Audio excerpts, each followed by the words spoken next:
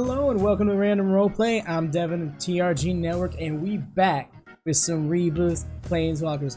Oh, yes, we are back. Or shall I say, we've arrived. Because this is the first episode of Rieba's Planeswalkers. There is more than one Rieba. This is the first episode of Rieba Planeswalkers to be exclusively uploaded to Random Roleplay. Those of you in the know that this campaign was once being uploaded to TRG Network, but ultimately realized it was way too out of place, and we decided to create a channel for it to be moved over to. We decided to start fresh to re-upload it so I can do a better job editing than I did the first time around. And so that is where we are at. I got all the way up to episode 18 before we decided to do all of this, and here we are at episode 19. So call this an accomplishment, as we are still in the final arc. This is still only about 6 sessions away from the finale, but this one in itself is a mile marker for that.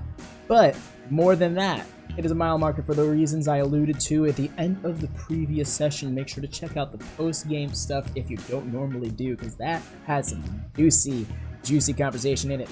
In fact, it was the hint that led to this episode. Speaking of hints, I have a hint for this episode, although I want to say it's a little bit more meta. The hint is kind of in the irony of the circumstances. You know, it's the point that I just made before in this intro. So yeah, play with that in your noggin. But as always, I gotta ask you to like, I gotta ask you to subscribe. I did those in the wrong order. Like, subscribe, press buttons. They help. But with that being said, I've droned on long enough. The show. And so, we return to the City of Doors, Sigil, and the party in the form of Cassius the Tiefling, Arudim the Half-Orc, Naleek the Half-Elf, Crantor the Gallataur, and Deis the Lamian Elf. Last we left off, the party had awoken in their Prime Walker-friendly tavern suite and ended up gathering in the tavern hall. They discussed their future course of action, got a new tout named Rufflebell, and parted ways with Okiro. After all setting out to the St. Cinnabon shop, the party is ambushed by a group of thugs seemingly attempting to steal Deis' staff. Upon slaying the final person of their group, Arden was told, "Fuck that money. Coastal sent us. Doomguard fucks everything," with the final breath of that person, catching the attention of the Davis. Arden, first things first, you saw the Davis whip their heads over to you as soon as that human that you slayed uttered those last words. But only looking over for a moment, and then they go back to repairing the building. You can definitely tell they reacted to the name Doomguard, but they didn't seem to take any action on it. Question. Yes? Is our guide in sight of Deis? And I think we're on the wrong map. I do have it set on this one. The combat map wasn't really necessary, but for visual sake, we can move back over there. I don't see the issue with that. Oh wow, it even had me at the proper zoom for it and everything. I feel so proud of myself. Oh wow. So yeah, she will look for their guide. You'll already know. Yeah, you'll already notice Naleek meeting up with them in the Silver Tide, and they eventually making their way over to you guys. Cassius, at this moment, I'll note that as you continue to levitate above the corpse of this goblin, the Davis is floating right on over. Telekinetically pick up the corpse of the goblin, carry it out over, and drop it off the side of the roof, plopping right next to Naleek, actually. And you see it start to pull out from its garb stone and gravel of the sorts to kind of meld into the rooftop, which was damaged from the impact of the goblin. I know dwarves that'll be very impressed with that trick. I like these guys. I like them. And he'll dismiss his packed weapon. He'll keep his actual physical blade in his other hand and just in one flourish just glide on over and land on the ground. Ah, there you are, Cassius. Has anyone seen Arudim? To be perfectly honest, we try not to keep track of him because, well, it's kind of pointless. He'll turn up.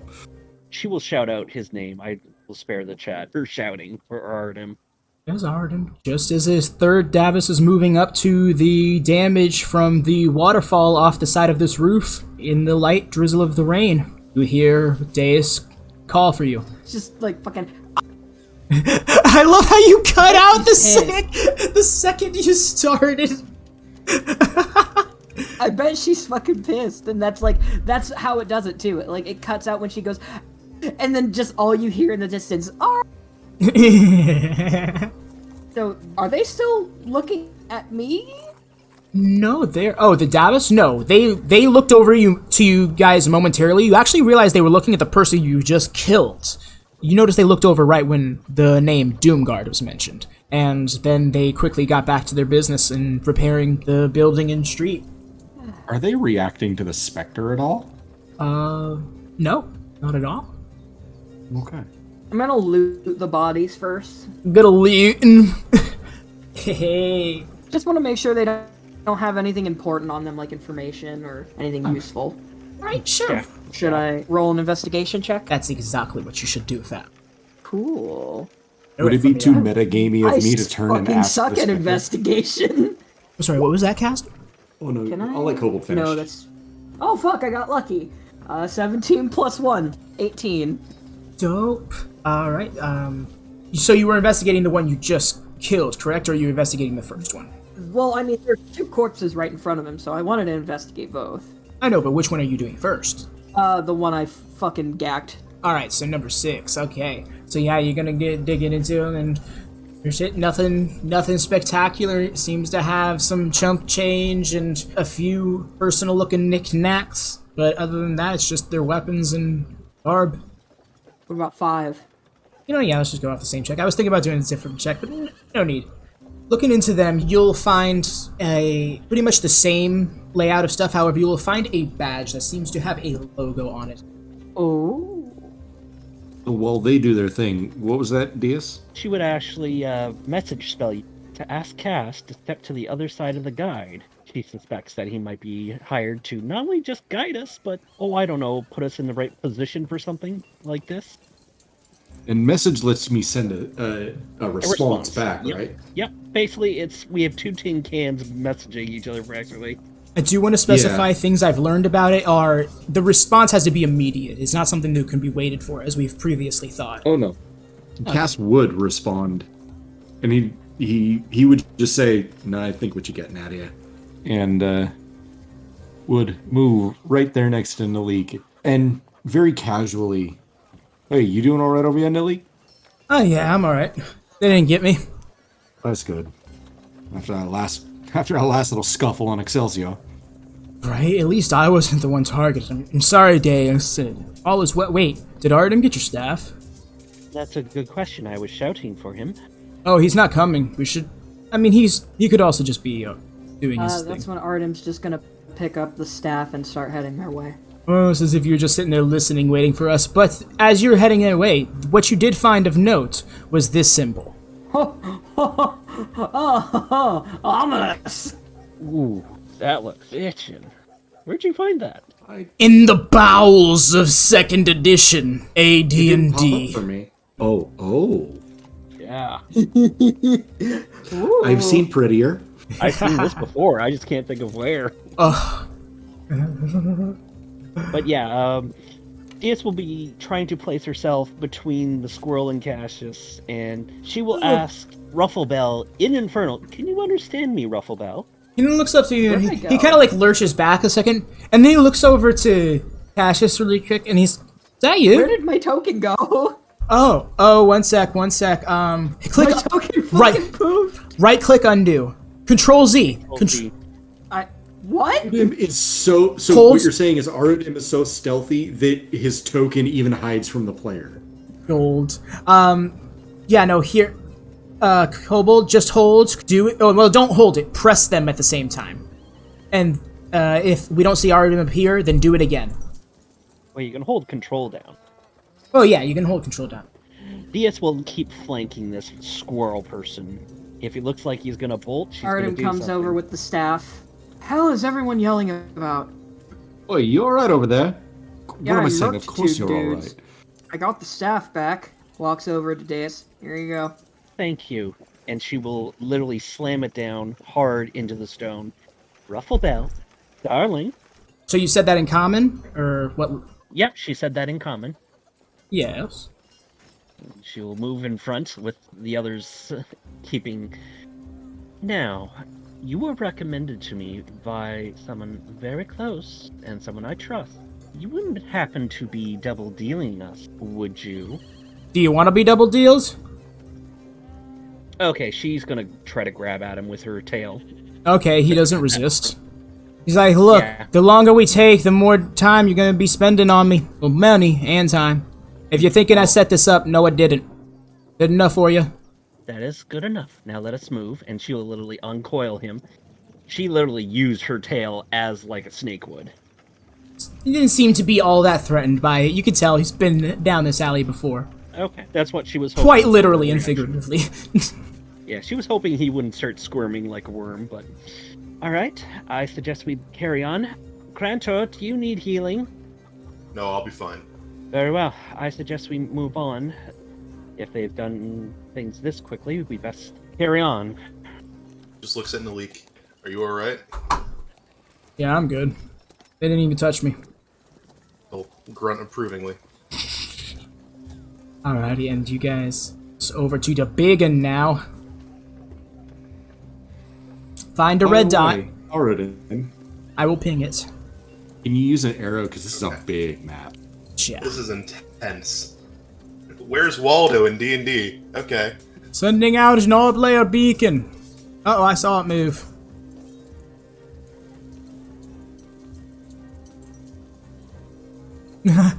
We are... I believe we're all here now. Okay. As you guys are walking past the bodies, Naleek's kind of scoping them out, and he just goes, wait a second. Did anybody question any of them? Or are we just chalking this up to random thugs? Well, did none of you notice? We literally have a ghost following us and does whatever I say. Did you guys do your homework? Well, I kind of covered our bases. By my order, he'll answer any yes or no question we ask. Well, cool. Oh. Mind if I give one a go? Cassius will look at the Spectre. Him? He's my boy. You answer every single question truthfully. He's all yours. He reaches behind him and takes out the pin. Is this the symbol of the Doom Guard? Yes. How are you related to the Doom Guard? We are descendants group. What are the Doom Guard? One of the greatest factions in the history of Sigil. Believes that entropy is inevitable. All will end in destruction. Simply will ensure it happens. Chaos. Chaos sake.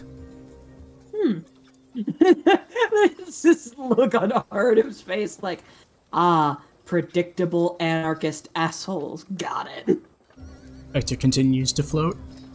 And Naleek's gonna be like, okay, so was this really all there was to it? Just a bunch of jerks trying to steal something cool looking? Boy, answer him too. What did you want with this? And he gestures to the staff. We were paid a fair amount by a Rakshasa to target any heroes of Rieba, possibly looking for answers. They told us to target in any way we deemed necessary, disarming to be the greatest form of approach. I'll commend you on that. Crantor just rolls his eye. How did that I'll commend turn you on out that. for you? Disarm the spellcaster.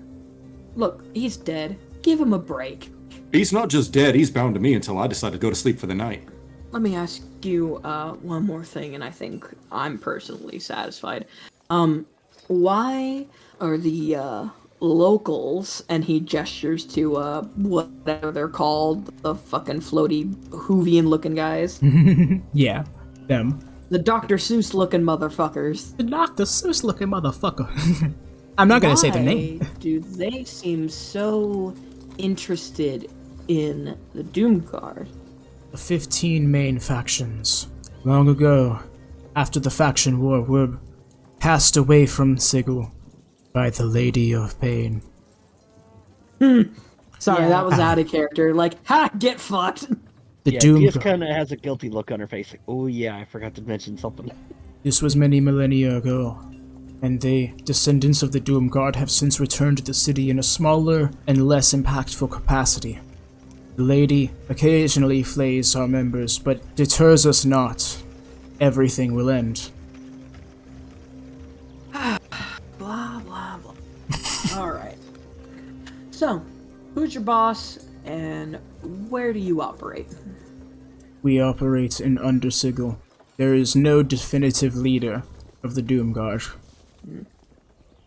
Okay, interesting. How do they decide hierarchy? Anyway, I guess that doesn't matter. We can ask more questions if you guys want, but personally, I'm satisfied and rather bored. I was hoping it would be more fun. Now he's like looking at it like, are you serious?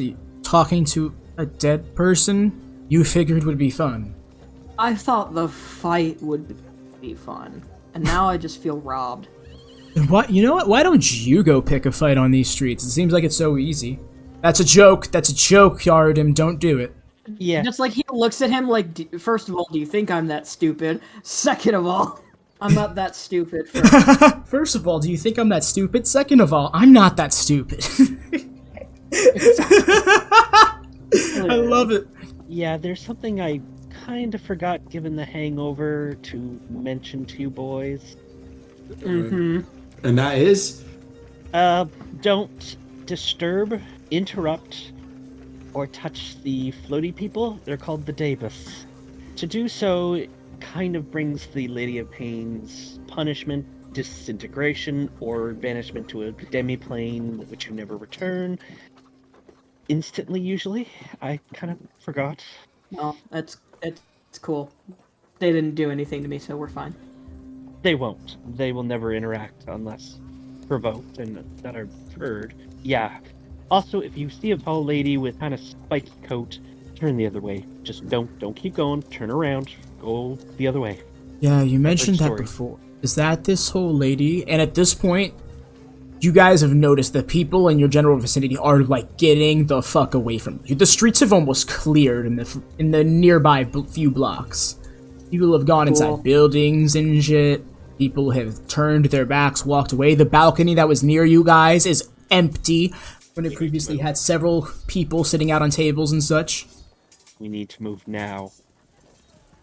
Now, and you guys start to head down the streets, and you notice like people now kind of looking wary. They've headed into alleyways and like into buildings. You see them peering out of the windows, and they're definitely checking you guys out. Like, why are you guys so casually talking about? How did Rufflebell handle the talk of that? Rufflebell was frozen in fear. He was pale in the face as he was just. And You all right there, little buddy? I'm gonna die because of you guys, aren't I? Y'all are some big shots, and I'm gonna die because of you guys. Okay. I just want to make sure I can make peace with that. I don't got a family or nothing, but I just want to make sure I can make peace with that. And he still got that blank look on his face. Diamonds. I just need diamonds and I can revive you. Wow, that's... I'm not sure that's as comforting as you meant it to be. I don't think she cares. Right, yeah, big shots, that's right. Alright, this way. We're gonna head out, we're just gonna spy really quick, and we're gonna break out to Scholar Row. We're gonna go down there, we're gonna keep down on Crystal Dew Lane, okay? We'll cut through Little Arcadia. It's a nice, great old celestial place. It's a little pompous, but it's nothing like what's it called? The Gate Town. Yeah, you know what I'm talking about. The sounds Celestia nice. Gate Town. The Celestia Gate Town. Heart's Faith? What? Yeah, that one. Wait, I thought that was the other one. The old one. Excelsior! That's right. Obnoxious shit. Wait, that Excelsior's not in Celestia. It is in the Outlands. No, you're saying the Gate Town. The Celestia's Gate Town. No. Yeah, Gate Towns are the Outlands locations, like Excelsior. Okay. Yeah, Heart's Faith was the previous one, but it fell into Celestia, and so Excelsior formed. This is both me being confused and Cassius not understanding how planes work. Completely understandable. My favorite lore thing is probably the Planes of Existence, and some of it still really fucking drives me up a wall. I'll tell you that much. Understandable. Have a good day. Okay, so with that being said, you guys, with a little bit of time lapse, the rain starts to dissipate a little bit. It's very murky and foggy, though. It's very strange. You're almost starting to get the feeling that when you arrived and were able to see the other side of the city, that was somewhat of a rarity, based on the weather you've had since then. Because it's almost always some form of misty, foggy, or rainy. That being the case, you've made your way to Scholar Row, and you guys, at this point, have definitely noticed people returning to the streets, things getting a little more bustling again, when all of a sudden, you hear a crack of thunder and lightning strike a nearby tower. Naleek jumps out of his fucking skin, and then stops, and he's like, huh. He's not the only one who That jumped. wasn't me. It's just not the same. Unfazed, almost in an instant, it's like, oh. And then it starts to rain again, as you guys hear the thunder crackling distant some more. It's like, it's almost like I don't want to say... It's not the same. Is he talking like the meteors from fucking hell? No, he's saying it's Is not... the weather not up to You know his what? dramatic standards now? Roll an insight check. Go ahead. Okay. Listen, let the boy be edgy and dramatic, alright? It's his right. That's fucking my shtick, fucking druid. So, It's all of our shtick. like, Kieran, no, you don't get to do that. Why do you get to do that? It's like, Oh god, insight. Okay, that was a low roll, 16. fucking low roll, 6 tight. Thank you, Advy. Yes, no, with the 16, you can tell that Naleek is... On the road, okay? That's a low roll. I got you. Okay, fine, sure. Road, damn it. Oh, so yes, with Naleek, he's a druid. What's really messing him up about Sigil isn't the weirdness of it being a different plane, it's there being no real nature element to it. And it's kind of been bothering him. So the rain, like, it's just weird to him. It's okay to feel. Even Avernus had, like, stone that was naturally formed, and lava. That's what I'm saying, it had its environment. This whole place is synthetic. Yeah, this place is entirely, like, artificial. I was So gonna say he's that. probably creeped the fuck out. Yeah, Naleek's just like, He's kind of lurches back a little. He was walking a bit in front of the party alongside Rufflebell, but he kind of fell back closer to everyone. And that is just like, that means it's harder to predict kind of mentality. The lightning strike, Arudim just kind of, like, feels his heart. He's like, nope, not yet. Still nothing. Oh, this guy. Yeah, so moving down Scholar Row, you'll notice, like, occasional thunder, and you'll see the flashes of lightning, but like every other phase of weather here, it just seems to fade, again, back into that foggy mist.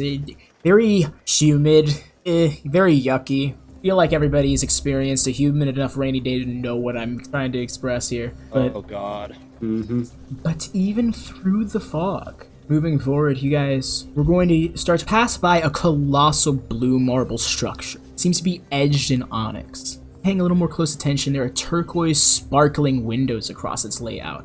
It's definitely caught Naleek's eye, and Rufflebell, pretty much dismissive of it. His mind's fully set, just get you guys where you're going. That's a bit ostentatious. You haven't seen anything. Oh.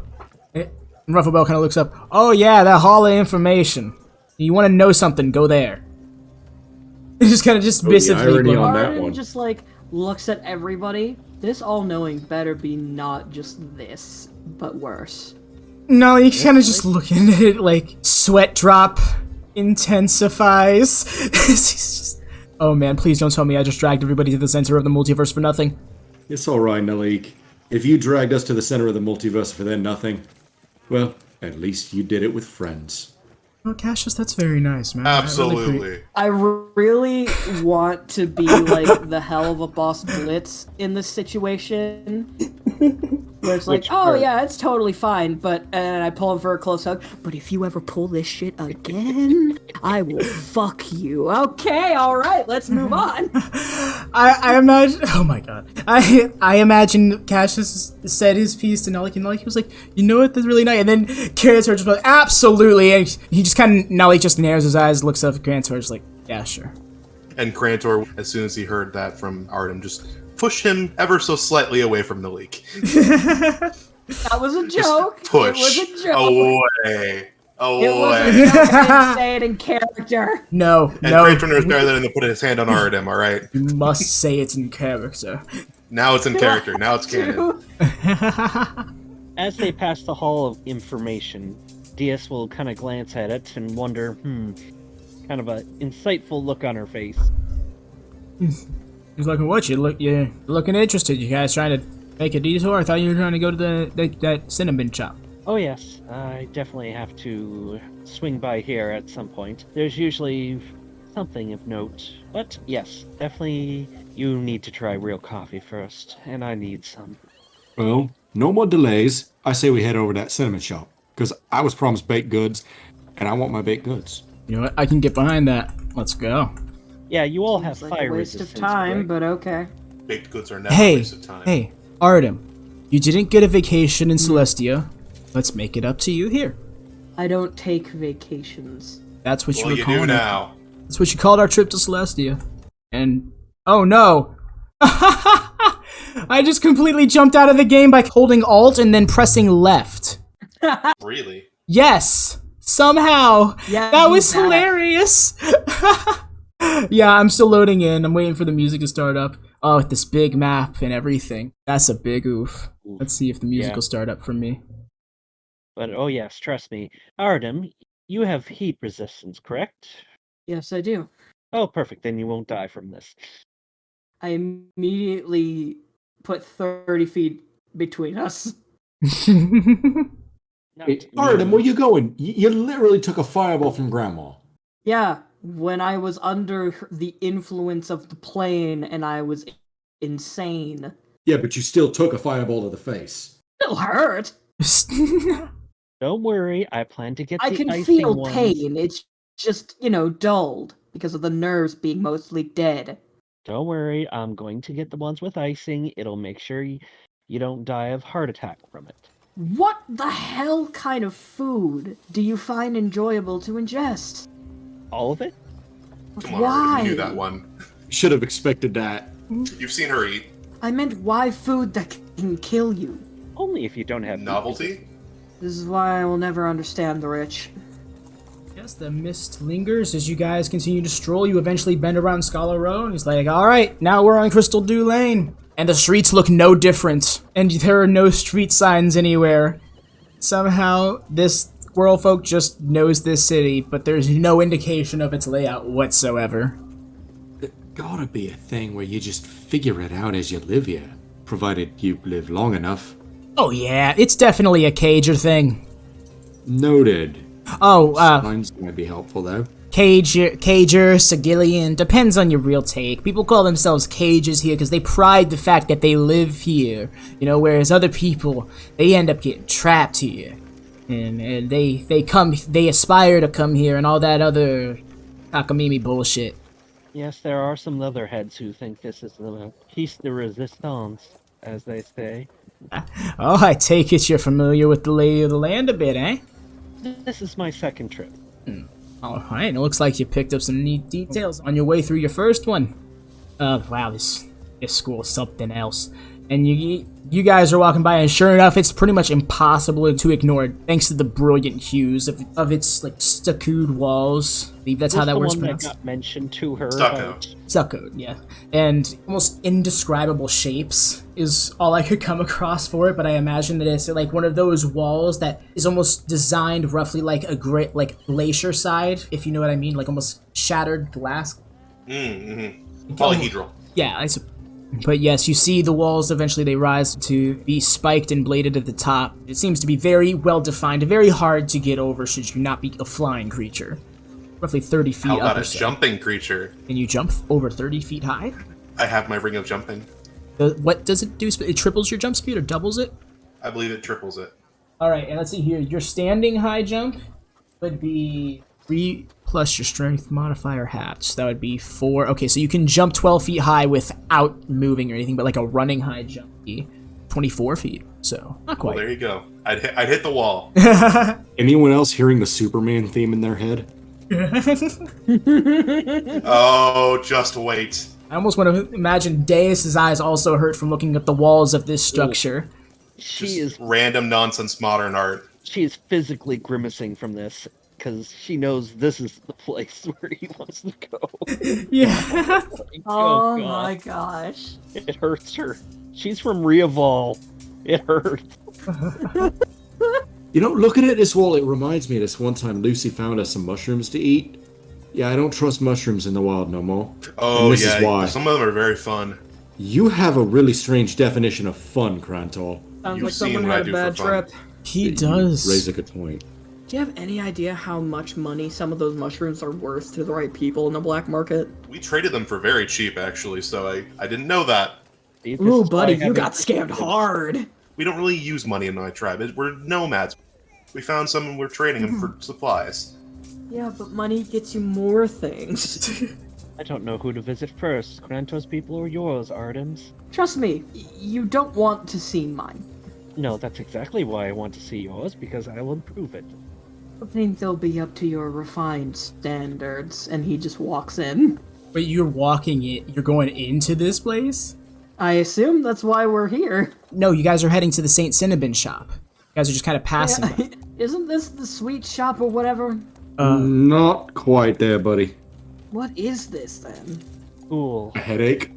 This is the last school of vivid unpleasantness. Don't you get the name? Just look at it long enough. Ugh. Let's continue. It hurts. It looks like a children's book vomited. Oh, not even It close does. to that. Artem just keeps staring at it. You'll hurt yourself, dearie. He takes it as a challenge. I just imagine Beast Boy in the Mad Mod episode of Teen Titans. He always gets hypnotized. No, Artem sees it as a challenge. He fucking just glares at it like you aren't disgusting. Craters reaches back and grabs Artem and kind of drags him.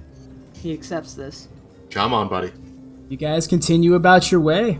About 20 to 30 minutes pass, so you kind of passing by a lot more regal-looking individuals. You're once again entering a portion of the clerk's ward that seems to be full of high-end individuals. You're starting to notice some flamey hair and some glowy eyes, and it's starting to look like a lot of Asimar, and you even see a few angels here and there flying by. Specifically, like, Devas and Planars, not actual, just like flat-out angel. We're entering a nice spot in the area. We shouldn't have to worry about too much when it comes to devil intrusion. Unless your backwards hands kitty cat has paid off an angel some way. At this point, I don't put anything past him. I'm sure he's at least tried. Wouldn't surprise me. No, y'all, this is Little Arcadia. Yes, it's where you're gonna get the sparkly streets. It's where you're gonna get pretty much everything you're looking for, really. If you're looking for anything holy or fancy. But some inns won't even let you in if you're not high-end enough. Crantor just perks up. Oh yeah, even warriors will get kicked right on out. What about weapon shops? Any around here? It's the clerk's ward. What you looking for weapons here for? I use holy weapons of holiness. That's funny. Then go head down to the 9th Live in the market ward. Catch yourself something fancy. It even connects to Don't worry. Celestia. We're Yeah. on the way. The ninth life. We're on the way. Naleek just kind of shudders. Just Cassius twitches just again. sits there, yeah. I think we all cringe the moment he says that. You Just guys a have, 1,000-yard stare. you guys have no I idea. And I twitch. Dating back to when the thing first happened with the bag of devouring and Naleek and Arudim got removed, and Crantor almost started shopping. I'm like, please go up more floors, please go up more floors, please go up more floors, and he didn't. And I was like, fuck! So I couldn't say anything, I Sorry. couldn't allude to it. I'm like, no, it's fine. That's the way things happen. It was supposed to be a secret shortcut, and it was secret. So yeah, it's just that. And it's fine. You literally lost your friends right around there. So if you were to be the guys who'd be Exactly. like, oh, let's explore every nook and cranny, then you've been rewarded for it at least. But you were a No. responsible friend and went and go harass an innocent shopkeeper. Being an irresponsible friend gets you rewarded. Got it. Yeah, there you go. See? Have you never played an RPG video game? There's some theories going Backstab around. my entire party. Got it. Get the loot. Yeah, imagine when Arudim finds out that axe was purchased after he was sucked into the bag. Oh, wait, no, it was before. Never mind. Yeah. I was like, oh, I almost got that mixed up in my head. That would have been Don't bad. fuck with me, Advy. Don't fuck with me. At the mention of the 9th life, Cassius just kind of like, ooh, yeah, we, not that one, not that one. I mean, to be You fair, might not be allowed in that one. Dreamlake was not. Oh fuck! I lost my shield. It just clicks with Naleek. What do you mean you lost your shield? Right before we got sucked into the bag, I bought an animated shield, and I went to go put it in the bag. That's when we got sucked in. Isn't that how the whole thing went down? Yes, I purchased something and lost But you it. didn't hold on to it. The animated shield, right? That's not how that works, man. It's a bag of devouring. It just ate it. It's gone. It went somewhere How else much in the did you astral pay plane. for it? Ah, fuck. How much did I pay for it? To be fair, there's another way you could look at it. Yeah. Shield did what it was supposed to do. Protected you. I'd like to think that was Arudim. I mean, yes, Artem looks Arudim oddly definitely had touched something in to do the with it. eyes, but doesn't show it. Fuck it for fun. I'm rolling deception. What was that, Castor, really quick? I will insight that. Yes! Good luck, Player buddy, v 'cause player that was a rolls! net fucking 20. Oh, shit. Oh. 27 deception. That one. Oh, he just completely buys Stone it. cold, bitch. I don't have feelings. Are you all right over there? I promise I'll buy you a cinnamon roll when we's over at the bakery. You'll There love them. is They're great. no response. Even though I rolled a natural 20, he's trying to hold back a tear. It's like, oh fuck, he cares. Shit. Pretty sure I Newsflash, asshole. We all care. spent like 3,000 platinum on it. Ooh. Artem gives him boy. 3,000 platinum. Oh, this is your money. No. This is your Gives him money. 3,000 platinum. No. 3,000 platinum. I'm gonna drop it on the. Off. I'm gonna drop it on the ground. You wouldn't dare. Children, don't fight. It was 4,500 platinum. Actually, why'd I say that out loud? God damn it! No. 45. That's Crantor gives you 500 to the 1,500. pile. No. I made the decision to purchase it, But it's not your fault that a bag of devouring took something. and it's not yours either. I'm still going by the idea that the shield protected you guys' lives, that the shield gave itself up so that you guys could live. That's what I'm sticking with. It makes more sense that way. You know what? Artem pats you and just goes, "Oh, Cassius." You know what? I think what matters most is that we're all still here. See? That's what I'm saying. Now let's go buy Naleek a new shield. We'll get to that. Let's me go a new to this. axe. Let's go to this shop real quick. Yeah, let's go. Oh, and you notice it's your tout is like about 15, 20 feet ahead of you guys. Here's a nice dagger. You guys have kind of been slowing down as you guys have been chatting up. And you hastily go to catch up with them, and then Naleek just freezes flat. Blake, what's What's wrong? wrong? You see him looking up to the sky with like an investigative gaze. Who? Cup. Can I roll a perception check? Anybody who looks up to see can. Cool. I get to add a D4 to this because of Hunter's intuition. Aha. Cassius is just kind of looking at everybody. Oi, we've already looked at the what's up there. What's the big That is- idea? And looks up. 28 perception. Okay. I percepted the shit out of that. It's Kratos 18. looks up. Fuck if I know. All right. Does Deis take a look at what Naleek He does stopped? not. She is actually trying to get her bearings on how close they are to Saint Cinnabon. You're definitely noting that you're coming into Little Arcadia, and pretty much you're on the other side of Little Arcadia in this direction. Well, more so accurately, this direction is where you need to get to. You can see it on the map clearly. It's pretty much this block in between all the main roads is Little Arcadia. I'm just playing she's not paying attention. Oh yeah, no, I get you. I'm just clarifying to ride into that. But yes. So Crantor, you look up and you're just like, oh, what's the case? And you just see a couple of angels flying about in the distance. Cassius, Arudim. You see it clear as day. Just having paused briefly, looking around in the sky, almost trying to like avoid distant celestials floating about. A black armored female devil. Very humanoid looking. Black wings. You very much recognize this. It's an Aryan, yes. Specifically, you notice their armor is very scuffed up. It is very damaged. And they just are looking back, and you see, catch up with them, a black Abishai. And flying in a haste also seems to be damaged. Everyone roll an insight check. Cassius with advantage. Oh, insight. No, kill this bitch. Insight. Oh, they look different, facial features wise, but 22. That's a 16 insight. oh, even with the advantage, you got.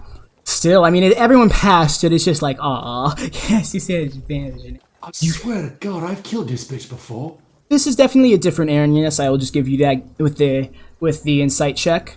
And obviously a different Abishai than the ones you've encountered. But you notice that not only are these creatures fresh out of a fight, but they're running to somewhere. Not from, to. The Aranyas just seem to be waiting for the Black Abishai to catch up. Then they dart off. Cassius, specifically, you remember the last time you saw a Black Abishai was when it was in service to Coastal. But they normally serve Tiamat. That being said, you've never knew of an Aranyas to be in Coastal's rankings. Hold up, yeah? No, he's like, we gotta go after them. No. Yes. Yeah. Then How high in the sky are they? They're about 150 or so feet up, and they're several hundred feet away from you as they're starting to fly in haste down the way and just starting to cut over the buildings a bit into Deis? Little Arcadia. Oi, Spectre. Deis? It's there. Do you know this city? Ruffle Bill's like, I know the city. Wait, you just... what's going on? Y'all just got all serious all of a sudden. No, We have company. And Arudim is going to start running to chase after them. yeah, Naleek, without questioning, hops up on you, Crantor. And Crantor runs off, chasing Arudim. Oi! Yes, Oi! we need to go. Where are you? She grabs the squirrel with the tail and starts moving. Oh, okay. And Cassius is probably Can just you make like... me fly in any way? Cassius is probably just like, oh, fuck! Okay, I'm not going to catch up with Arudim, but I might be able to catch up with Crantor. Spectre, you stay with me. And Cass will run after Crantor. Naleek's thinking, as he's looking back and he's seeing everybody get well, Arudim's keeping up with you more or less. Actually, he's probably getting a little bit quicker because of his bonus action dashes. But... Oh yeah, I've got bonus action, move action, and regular action. I can move 3 times, baby. Yeah, but I do the dash and my city secrets, so... And also, he's like, Crantor, stop. And you kind of skid to a stop as Cassius is catching up, and then he looks right over at Cassius. There you are. And he casts long shot. Dang it, I'm not set it. I don't think they's working for you-know-who. Oh, I know that armor. I'd recognize that. That lady anywhere. Crantor, can you Arudim support is us not both? stopping. Yeah, no, that's fine. Crantor, can you support us both? Yes. All right, he grabs you, Cassius, bro arms, yanks you right up. Yeah, it's just enough for him to tap you with the spell, hook you with the arm, and yank you right on up, just in case you end up falling off. Where's Deis in all of this? Oh my gosh, Deis, what is your movement speed? She's only a 30. And she can actually move through other people's spaces if they're an enemy, but yeah, she can only do normal speed. Yeah, she's just regular dashing. Arudim is taking the fuck off as you're keeping an eye on this Aranyas. That's... Oh, wrong song. And Cass is just going to start telling Crantor. Do you remember when we was at the bridge? We fought that person that looked like an angel. Yes. That's one of them. It's not the same one, but that's one of them. Oh, Crantor just puts his head down further and just runs faster. this is kind of like a image play on my part. For efficiency's sake, we're going to say that Long Strider spell was actually cast on Deis, given the circumstances. So that way Deis can actually keep up with Crantor, technically. I'd be fine with that. Yes, however, Arudim will still be a full movement ahead of everybody. Yes, everybody pretty much, Crantor, Deis, and Arudim are all at 40 movement right now. Actually, Arudim, you're at 45 now, aren't you? Arudim's at 50. Well, don't I'm at forget 50 that... Oh yeah, that's right. 50 You times 3, so I'm 150 per turn. Okay, then, yeah, you are certain enough. You are almost staying underneath them, as the swirl folk is still with Deis. Arudim, at this point, you're not even paying attention to the cities. You're keeping an eye on the Aranyas and the Black Abishai in the sky. Wow, that was a sentence. And you're keeping on the main road for a moment, but as their flight hastes, they just start to bend around the corners of a few buildings here when, well, mainly Arudim in the distance, you see chain lightning blow out from a building and strike down several times underneath it. In fact, Underneath what? underneath where it struck out of. It struck out of the ground and then arced out, webbed out in the sky, and then back down onto the ground. So lightning came from the ground, bounced up, and then came rocketing back down. Yes, and keep in mind the air is very misty right now. It's kind of clearish for Sigil standards. Obviously clear enough to see this lightning, and yes, this was not the indication of a storm. You know this. This was a spell. In fact, you just saw this. He keeps going. You just saw this spell an hour ago from Deis. Literally. And yes, you're You're continuing as you're watching the flying Aranyas, and in the distance, in the very vague distance where the lightning shot out of, you see ascend into the sky another flying creature. Go ahead and roll me a perception check. Alright, I'm adding a d4. Hunter's intuition! 28 again. Alright. For fuck's sake, mate. Okay. You see in the distance ascend into the sky another Aranyas. Very far. I will say several hundred feet away from the one you are currently chasing. And at this point, as you guys are just now turning the corner that Arudim had just turned, you all, from your various points, see a 60-foot bright light just boom right out of where the lightning struck previously. And the light remains there, almost as if there's some sort of beacon emanating it. It seems to be on a rooftop. Did I get hit by that? No, you are still. This was within a 60-foot radius of itself, whereas you are still roughly like 500 to 700 feet away from this situation. Yes, and Do something real quick. please do, as you guys are still traveling. I'm assuming I've got like one hand on, holding on to Crantor. The other hand, I'm gonna summon my packed weapon as a dagger, hold it really close, and try to speak to my patron. And I'm just gonna ask her, my lady, are they with you? You hear nothing. Zariel has way more important things to do. It's not so much that. And that, you know what, I'll even say it because it's been alluded to by Deis. Gods and other deific creatures are not able to be reached or enter Sigil. You are out of contact with Zariel while you are here. It just sets in. Oh shit, that's right. That's right, your powers still work, but you literally can't contact her. That's also why Naleek has been unnerved. That's another reason why it clicks. Ooh, okay, so the people are without their gods and devils, so they're a little on edge. Oh. Crantor's gone through 3. You slut. You slut! 1 second, I must message something. Are we still in the same location that we were at with the red dot, or have we moved?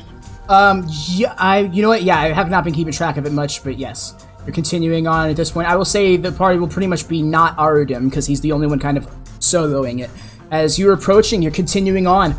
With the same perception check, I will say out of the bright light, you will all see an air genasi ascend out of the bright light and fire a frost beam of sorts. Not a ray of frost, a frost beam. Which is kind of like a rare alternate version of a lightning bolt, directly at the flying Aranyas close to it. The more distant one, not the one you were initially pursuing. However, you continue, and then, I will say coming around the corner, the rest of you will all just now see this frost beam kind of dissipate. And then, looks like it was shot out of the sky. She just falls into the light that's being emanated off of seemingly a rooftop near them. You see maybe some slight shudders from the Air Genasi, who you now can tell is a woman, and then just fall right out of the sky. And Oh shit. And you all are continuing on. Arudim's continuing on, and Naleek seeing this is going to send to you, Arudim. You hear Naleek's voice in your head is, Arudim, wait for us. This is a serious situation. Don't go in alone. You can respond immediately if you want. You said I'm keeping pace with them, correct? You are very close to the Abishai and the Aranyas that you are pursuing, yes. Almost directly under them. I imagine you're not entirely, so you don't have to run with your head directly to the sky. Allow me to ask you a question. In terms of feet, how far away? 100 something? I am going to outright call it at 120 feet. 120. Would it even be physically possible to use Step of the Wind to jump onto a building, keep running, and then jump high enough to get within 30 feet with Step of the Wind? Man. If this was the previous map, I would say absolutely, but unfortunately, Little Arcadia has relatively small buildings in comparison to a lot of Sigil because it's a more residential district. So, unfortunately, many buildings aren't any higher than 3 or 4 stories, which would only be about 30 feet up. Is there any penalty to me making an attack? If it is outside of the long range of an attack, you would automatically miss it. So, like, say a javelin. Automatically? I thought it was just with disadvantage. No, like, say a javelin, for example. You can throw it up to 30 feet at a normal roll, and it has a long range of 120 feet. You can throw it in that range at disadvantage, but you cannot throw beyond that range. So, like, say an attack has 60 feet, so if you aren't able to... short bow with a range of 80 to 320. Yes, you can shoot with disadvantage. In fact, you can do that from where you're at. Unfortunately, within Actually, no, because then you only need to close 40 feet. Theoretically, yes, with your jump, you would be able to you could get on top of a 30-foot rooftop and jump. You would be able to fire an arrow at one of them if you're trying to get a jump on them. Yes. Now, because I've been running and keeping pace and they've been focused on flying, have they seen me? No. In fact, they almost seemed to pick up haste when they saw the second Aranyes fly into the sky. And then all of this activity started going off. All right, but I do need you to make a decision. We're kind of acting like we're in combat without an initiative order. I need to ask, can I try for non-lethal damage? Just to try to slow one of them down if I hit them? I mean, non-lethal damage wouldn't really do you much unless it's like a fatal blow. And surely you wouldn't be able to one-shot either of them. Although they do look like they have been battle-torn. Right, they look like they were damaged. I want to accidentally kill one when we could get answers, you know? Anyway, fuck it. I'm spending my last key point. Alrighty, let's fuck. And I'm doing Step of the Wind. He darts forward with speed and agility he's never had. But I will parry it with you sidestepping, essentially, to go up the building you are, and that is going to give the party roughly 50 feet to get closer to you in the process of. But yes, you are in a larger building, you're sprinting, and you get that one good leap.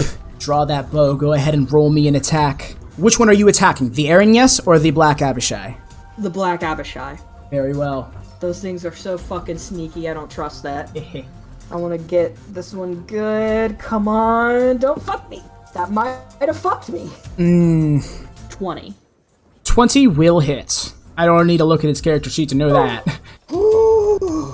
Alrighty. Okay, and that's sneak with attack. Disadvantage, right? No, because of your jump, it was a flat roll. Oh, okay, cool. So then it would have hit anyway. Cool. Yeah. So how many d6 is my sneak attack now? Ooh, 66. Don't mind if I do. You know what, just to speed up time, I'm just going to roll it on roll 20. Yeah, you should have it in your attack thing. It should just a sneak attack. Just click it, it'll just roll to 66. Oh, yeah. Okay, I'm on roll 20. I'm waiting. There you are. There we 28. Go. 28 sneak attack damage, plus the damage from the bow, which is the d6 plus my dexterity. So that is 9 points of damage tacked on top of that for a total of 37 damage. You fire this arrow with such velocity that when it pierces into its tail, it flies directly through its tail and through its wing. And it almost spirals in the air, but due to the hole being so small, it kind of catches itself as it glides down underneath the roof line, which you now can no longer see it in. It almost took advantage of being struck by you too high. But it looked like it was gliding itself down. It did not die from your shots. But there was a nice stream of blood following it, and notably, it was not steaming. Oh! Can I hit the Aranyes? Can I hit it with my 90-foot-long hunter's mark I can do once a day? Yes. While you're still in the air, you can hunter's mark him. Unfortunately, that is after the attack, so that's... No, that's fine. He doesn't care. He wants to be able to track the blood plus the hunter's mark. Understandable. I'm gonna land and stop following and let them catch up. Alright, Crantor, Cassius, Deis, pretty much everybody except Arudim is still about 90 feet behind. As you guys are continuing through the buildings, you just are bearing witness to this genasi falling out of the air. You see Arudim in the very big distance, almost above the sea of people, jump up onto the building and run across it on the side, and fires off an arrow at the Black Abishai, just pretty much shooting it out of the sky. I have a few questions. Sorry, go ahead. Yes? First, how fast is the air genasi falling? Keeping in mind that it's an air genasi. Oh, they fell hard. They were shot out of the sky. And I will also clarify, they are hundreds and hundreds of feet from you. Okay. Pretty much closing the distance between you two guys. As you see the air genasi fall out of the air, you'll notice, as you're starting to catch up to Arudim on the building, you'll see javelins flying out of the beam of light that the air genasi fell into at the Aranyes. 3 of them piercing directly into it, and the Aranyes flies back. We'll almost try to create some space between them. How much time has passed since the last combat? Since the last combat, it's been about an hour and a half. Okay. I do have a question. When he shot the Abishai, would Deis have had a shot at her range? Could she see it? Sure, let's go for it. Why not? Alright. I mean, they're falling out of the... Actually, you know what? No, I'm sorry. They would be falling out of the sky too quickly, because the fall would have happened before your turn, technically. I knew I should have rolled initiative for this. Any attempts to interact with Arudim? Does Crantor stop? anything? I don't want to just move you guys forward without you guys Oh doing no, anything. Crantor would still be dashing. Do bear in mind that as long as we're not in combat, our movement speed is double. Oh my gosh, you're right. Never mind. You've been keeping up. You've been pretty much keeping up with Arudim because he's been separate from you guys. So he's. Well then, So I yeah, would have been moving so much faster. yeah. We'll just say you did not stop on the rooftop. Then you just continued about. You're moving along the rooftops as they're moving along your side. And as we were coming up, A quick question. what's up? Bearing in mind that with my background ability, we'd be able to keep step with them on the ground. Is the Genasi falling into the building or near the building? From your angle, you would not be able to see. Again, I want to frame this combat as happening several hundred feet away from you. So it's very hard to discern the specific details, especially with buildings and rooftops in the way. That's why I've kind of been framing what you've been seeing up in the aerial section. Like, you guys notice that this beacon of light of sorts is on top of a roof, because otherwise it would be much more eclipsed by the buildings. But yes, a lot of this combat is happening on the rooftops, somewhat into the streets. Okay. Yeah, then I'm completely out of range. Yeah, unfortunately, right now, this is not the time to really be trying to make attacks. It's more so just like flavoring the prelude into it. Arudim gittering across the rooftops as the group is running alongside him in the streets, cutting in between the people of many holy gobs, very taken aback, you all having the audacity to cut in between them in these roads. The streets start to clear out a little bit as you're keeping up underneath this Aranyes, and the Aranyes comes to a stop. And you are all just catching up with one moment while I set up something on the map. Arudim, the rooftops will kind of start to get a little lower as you come across the situation. I'm going to have them on the map. You'll see them very clearly once you actually see their token. But yes, the Abishai will be visible to you from your location. I just want to clarify, pretty much only him unless someone else can see him. You guys should be at the top of the map of this one as you guys come in, as you guys just turning the corner and you see this entire scene before your eyes. You see the corpses of chain devils on the ground to the side of this building. You see a corpse of a Maragon and another one looking astonished. You see an infantile gold kobold emanating this extremely bright light. And you see an Argonasi with wind whirling around them. You see this floating Aranyes, and I would like to invite in now our new guest player, Okami Guru, aka Tommy of TRG Network. Wow. Okay. Yeah, Bomb drop. Okay. Cool. right? Cool. Cool. Going on. What's going on? Glad to be in here. And here it is, the crossover of campaigns for you as you see a very angry turtle atop this roof, kind of basking in the glow of this golden kobold, looking up menacingly at this more fresh Aranyes. And I need everybody to roll me initiative. Well, I'm gonna roll that initiative. You know what? Advy. What are you going to say, Castor, first? Since we're seeing that little golden boy, and we know who that little golden boy is, I am using a gold solid metal D20 to roll initiative. Yes! Yes! And Main now, characters here, guys. and now my Sunday art stream fucking makes sense. Is that the same kobold she's been having visions of? The kobold, the Genasi, the turtle, you've had various visions of them all throughout Temples of Ion, fighting fiends, being attacked on the ocean by Aranyes. This very gold kobold was kidnapped by an Aranyes to the Hells. You see this turtle, when you've seen visions of fighting hydras, fighting green dragons, fighting a copper dragon in an arena. Hey, she's gonna have some words.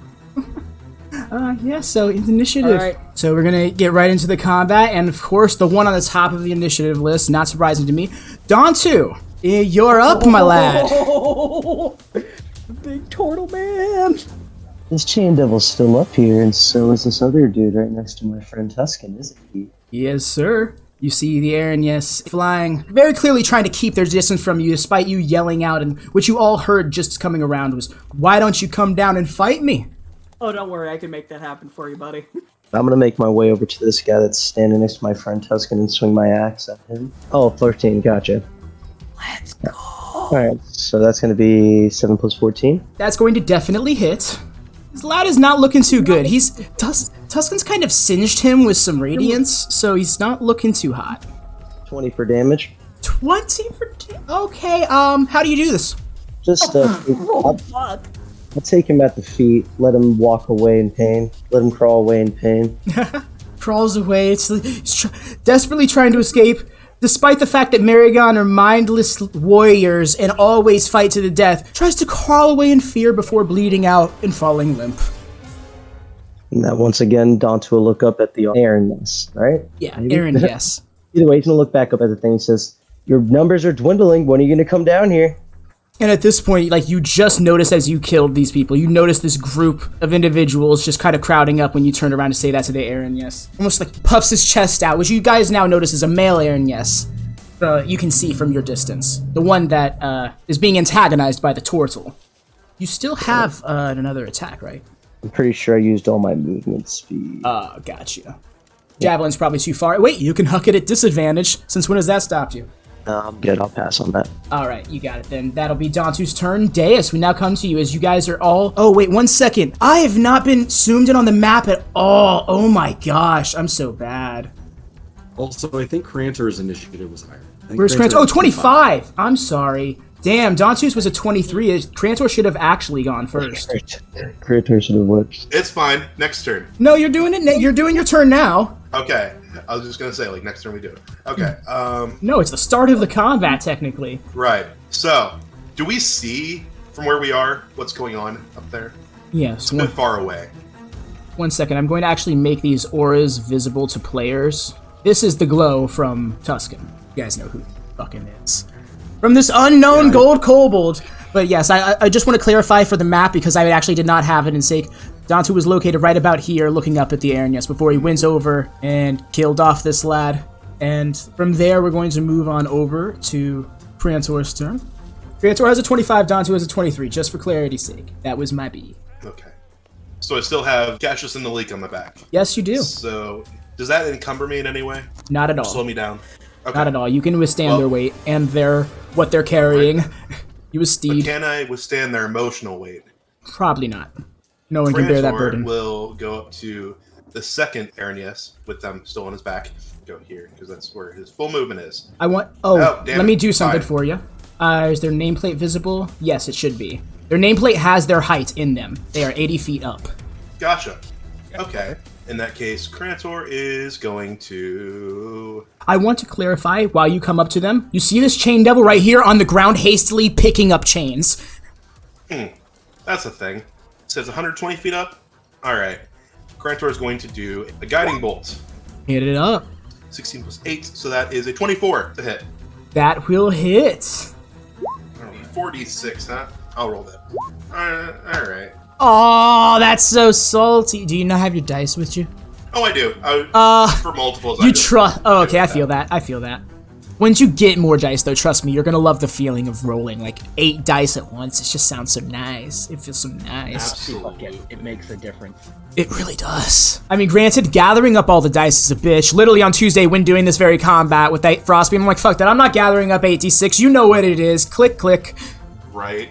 And that's really all he can do at this point. That's fair. So, end turn then. Okay, so that's going to take us right on to the more Planeswalkers action. Now we go to Deis. Yeah, she will move there to get a nice view of everything around her. Can she see that chain devil there? Yes, this chain devil seems to have just picked up its chains off the ground. As you were running over, you see it relinking them to its arms, almost as if it was disarmed. Yeah, that ain't happening. Boom. It has it on it already. Oh my god, you're doing this again. At 7th level this time. Why you do this, man? Oh, fucking go off, fam. And the other guy's within 30 feet, so he's getting zapped too. Alright, so you're just going for the okay. I don't have anything else in range. I feel that. Yeah, the Aranyas is still pretty high. Is the Aranyas now noticed? Yeah, they need a dex save of an 18. Okay. Alright, I mean, I don't have the link right there, and I don't have time to watch it, but I say go with it for now, sure. Anis. I looked up something else somewhere else, and I may have just misread it then. So yes, you strike the chain lightning out. A nat 1 and a 4 on the dice, that ain't doing shit. I'm not even gonna look at the modifier for that one. Only 29 damage. Damn, yeah, that's only lightning bolt damage. You want the piece de resistance of lightning this year. Neither of them made the save, so they're both taking the full 29 lightning damage as you generate this lightning bolt, almost flinging right in between you and the Arrhynius Crantor as it arches up from Deis over this statue and back down onto the Chain Devil and just bounces right back up and arches once again onto the Chain Devil next, and they both get significantly electrified.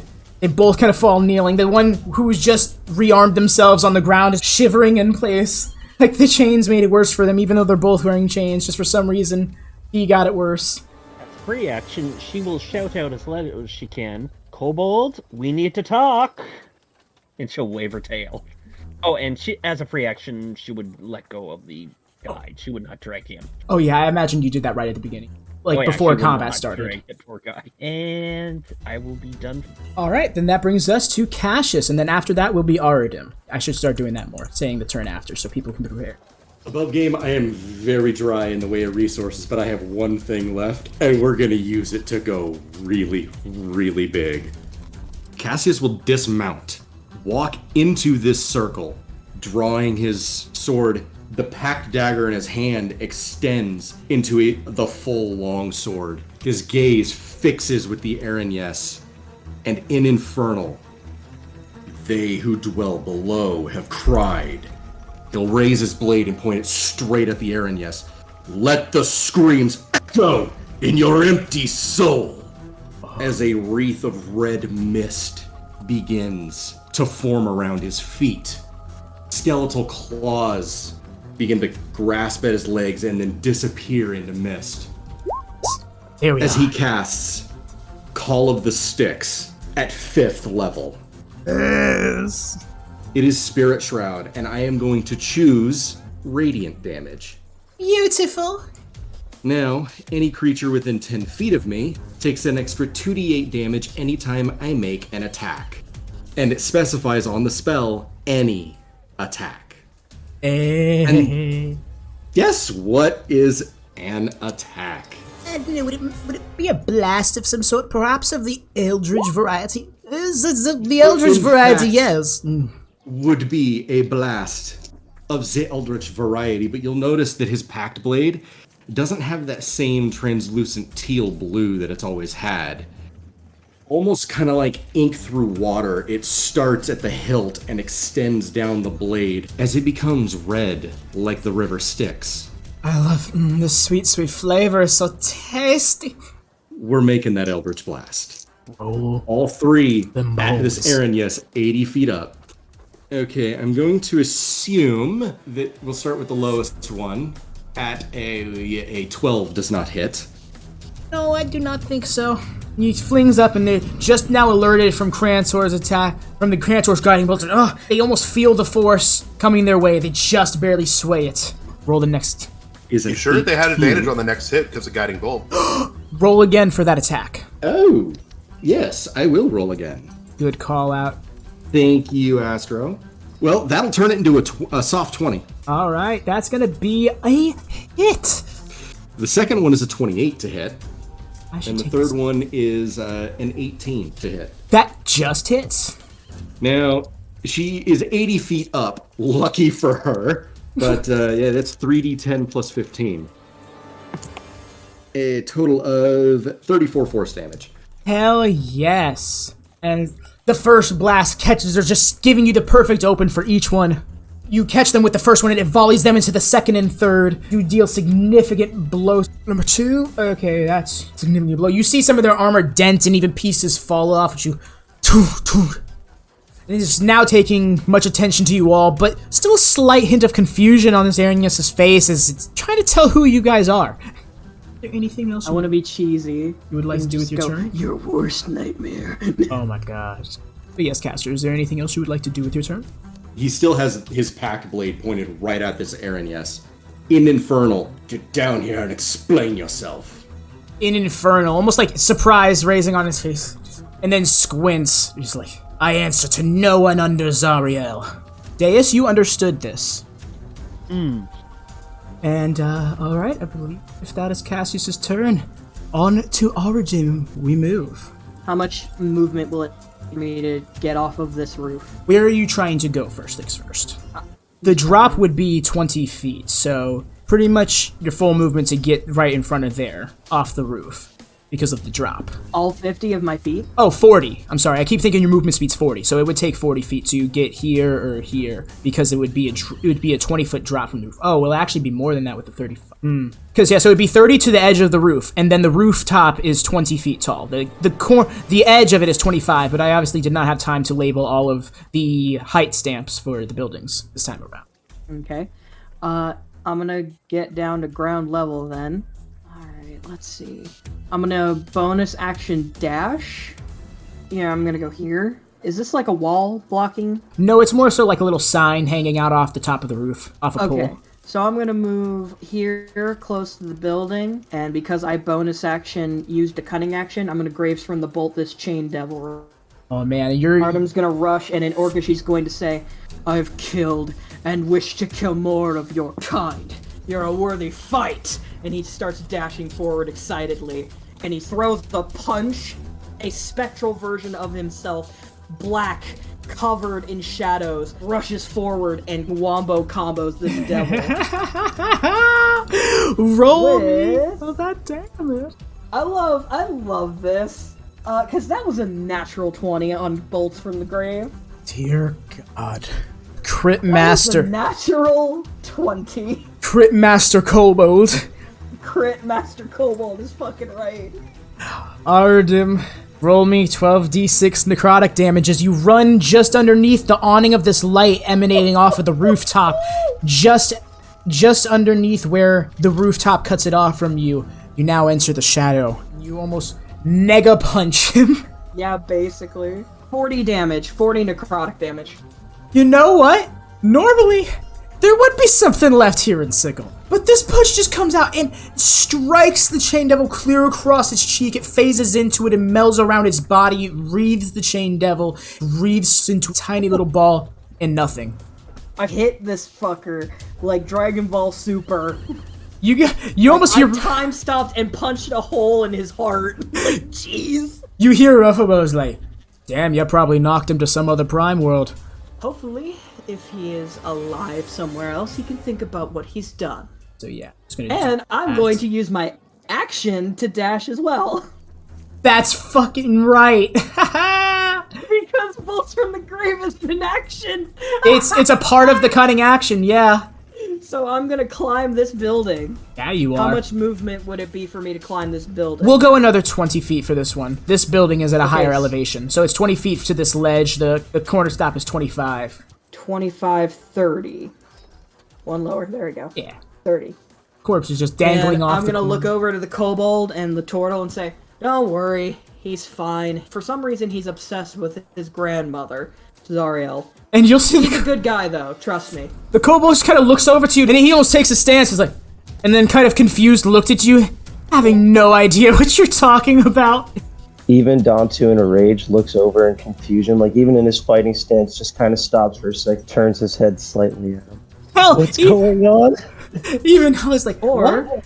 that's my turn. Alrighty, and that's going to bring us to Tuscan as he just cocks his head and then smirks. He's like, oh, glances over at Dantu, and just turns away from the Chain Devil. Sees it's not really necessary anymore. Kind of just blinks the light off. Dantu, perhaps we should focus on our main target. Arudim, you hear this squeaky little infant kobold being so sophisticated to the turtle. He is literally 1'3". In fact, you're in front of them. Let me show you these people. Well, just so you know, Dante's This is response one to is turn to look on. at you with dagger eyes and say, "Who the hell are these people and why do they know you?" I don't know them. They barely know me. Now I was like, bullshit! Dantu is looking at you with straight daggers, What? I Fire. don't! I really... brimstone. It's like, stop it! That's scary. There's Dantu. Should be visible to all players. That looks so good. That looks so good, Advy. Where's... Okay, but yes, I love this thick turtle man. Thanks. And there's the little wee lad. He's kind of in stance. He was just glowing golden for a moment. But, well, not really golden. Just pretty much a bright, radiant light. But he turned that off as you're in front of him. And he'll kind of start sprinting towards the air. And yes, holding his action. That's going to bring us to the mage next to you. Who's, well, kind of next to you, Arudim. She's kind of glancing between her two comrades and the back at you. And It's almost like she's having a slight revelation, but again, just keeps to herself, looks back up at the air, and yes, and go fire off her spell. She's going to hold her hand out, just straight up fire a light. Tuscan. I love little tiny Right? Tuscan. He's so cute. He is a baby. I almost He's a want little bastard. He's a little. And he's A little shit go. But yes, Naleek fires a lightning bolt directly arcing straight through the sky, just barely striking the air. And yes, wow. Unfortunately, she is going to pass. Just gonna roll that damage on here really quick, save myself the trouble. Oh, that was a good roll. Not bad, not bad. Ooh, cone of cold. Let's go. Did I? Oh no, ice. No, not cone of cold. It is literally a flavored variant of lightning bolt. It's actually a homebrewed spell, technically. Oh. Yes, but I figured fireball, lightning bolt. Why isn't there an ice one? That's literally it. But yes, oh, I hit ice beam dice. Damn it! I was supposed to hit lightning bolt. Oh well, it's literally the same dice. It's just lightning damage instead of cold. But yes, a lightning bolt arcs straight out of this air genasi, who seems to have wind whirling around her at high intensity speeds. It's even torn up the roofs a little bit, and you actually. In the very far distance, Arudim, you can see Dabs. I do not have the tokens yet, but they are poking up on, coming up atop these roofs and are starting to come your guys' way. Almost like they're coming to fix shit. Well, I choose you. Use ice beam. Yo, Advy, can I ask you, did you finish that altar? You know what? I kind of do. It's not entirely finished, but I'm going to put. It's finished enough, so I'm gonna put that in there too. Now all I can hear in my head is the theme song for the Pokemon, like Pokemon theme song. There she is. Didn't get the background in for her, but Whoa, I love that. She is so bad. Very nice. Listen, Advy, we didn't call you out for Okiro. But yes, as you Arudim seeing this individual, she's kind of floating there with the wind whirling around her, just casually gestures her hand back up in the air, and yes, like this is just another Tuesday, fires a lightning bolt at her hand and striking the air, and yes, who's very much infuriated by the strike. And that's going to more or less be her turn. Is Arudim, you almost see, like, now that you've shown up, they're kind of more inquisitive of you than they are threatened by the situation. However, that's going to move us to Naleek, who's still atop Crantor. Looks like Arudim's getting ahead of himself. He's kind of just hop off, take a step back to get a good look at the air, and yes. And seeing that lightning bolt, he's probably going to want to follow suit. Also, where the hell is my Spectre? Oh, I did not put it on this map. 1 second. I just like to think that it got left behind and it's like, Oh, okay, bye. Master. It's just floating there. Okay. Sure. Let's have it right there. For fairness sake. But yes, what was Naleek going to do? Honestly, not sure if I want him to do anything, but he probably would. The situation, he probably would. So, at good old fashioned, he's going to point up into the sky, and almost, because it's the nearest lightning source, the lightning bolt that just struck the other Aaron, yes, is now going to draw into the sky 100 feet directly above this Aaron, rather 20 feet directly above this Aaron, yes, and the lightning drawn into the cloud, and just immediately short strike it, just quick jab from a lightning bolt. As you guys now see a 100-foot storm cloud swirling directly above the Aaron, yes. And it's going to be Naleek's turn. Finally, it's going to be this Aaron, yes, that's very much above you guys. He's going, I'll fix the circle. It's going to begin flying back. And you'll hear an infernal suddenly. Cassius is like, you all are distracting me. And it's going to fly up and directly pointing at you, Dante. You see this other Aaron, yes, come into your vision. Draws out its longbow. Let off a shot. Does a 13 hit? No, sir. Alright, let's.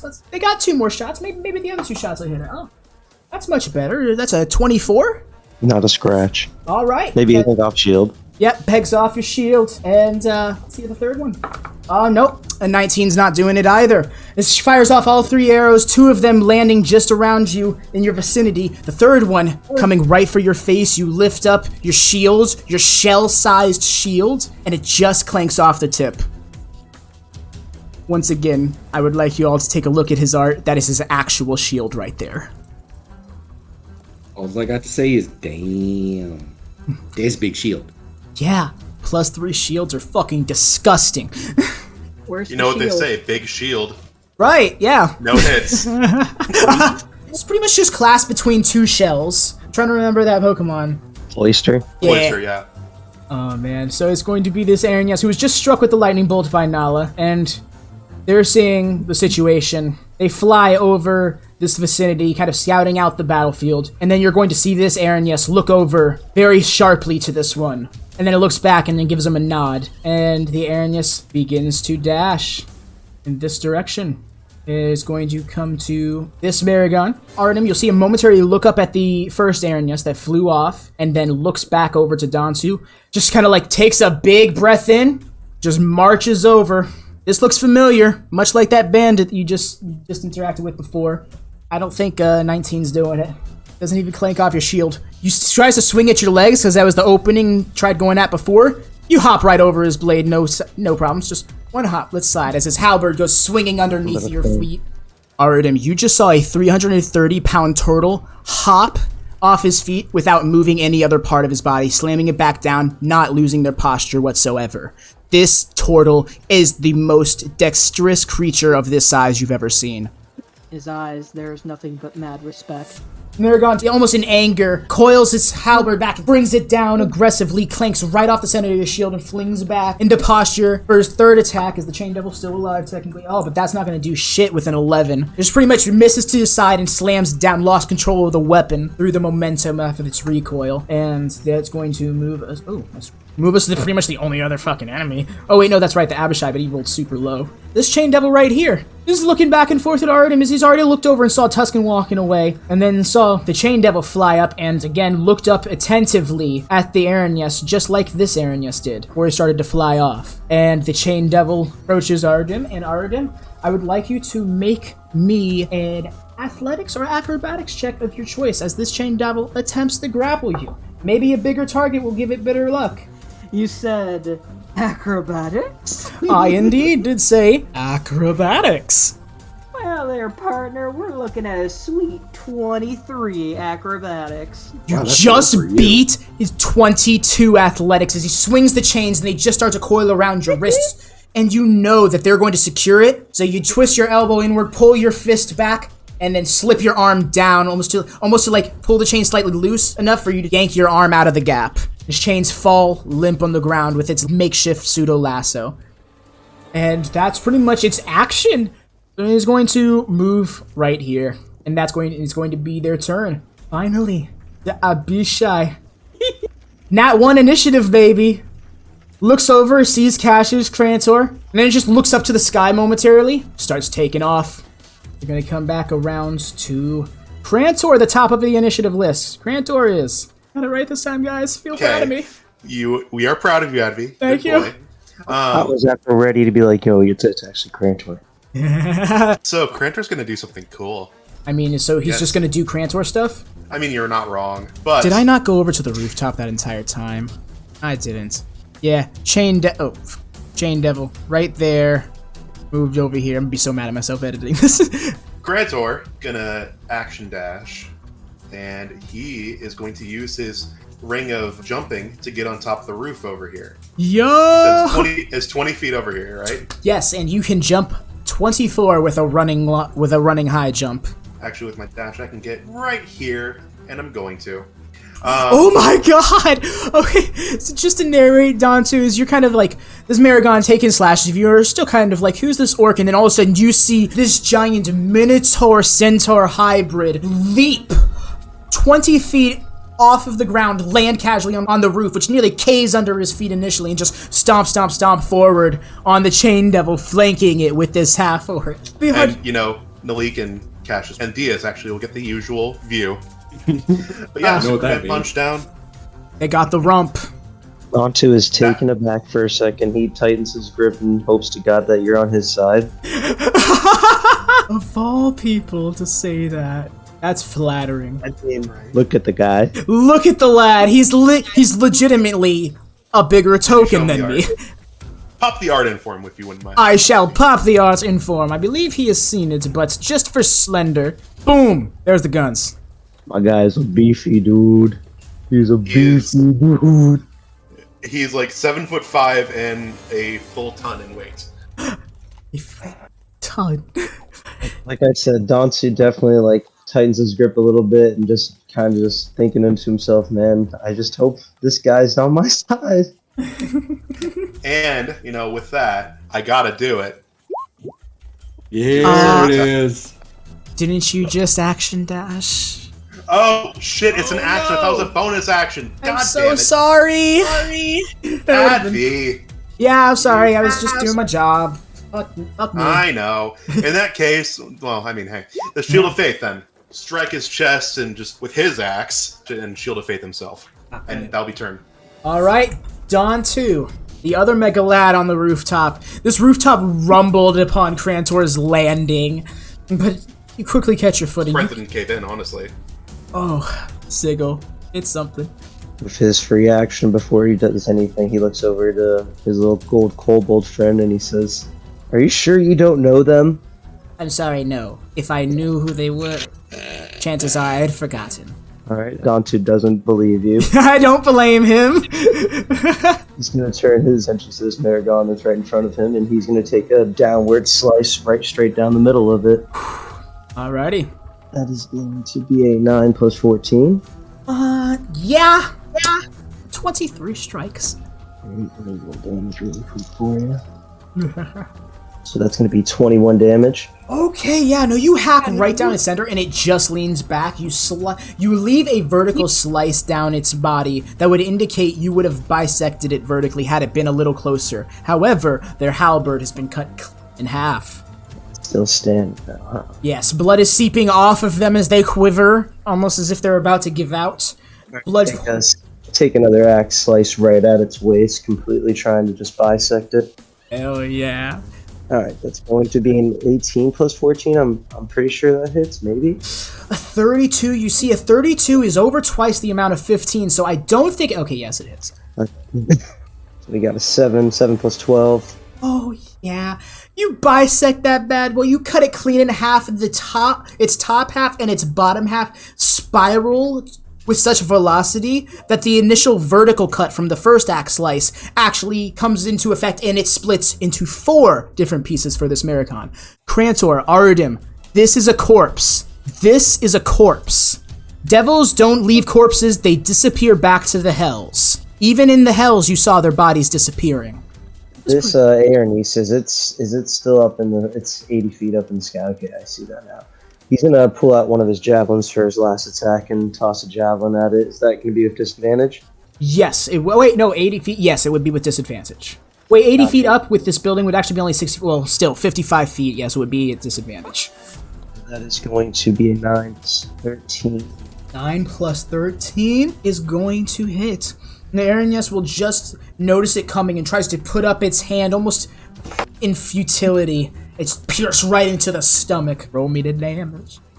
I believe that would be 2d6 plus 6. I only feel the need to tell you that because we just figured that out last Tuesday. Okay, so I rolled a 4 and a 6.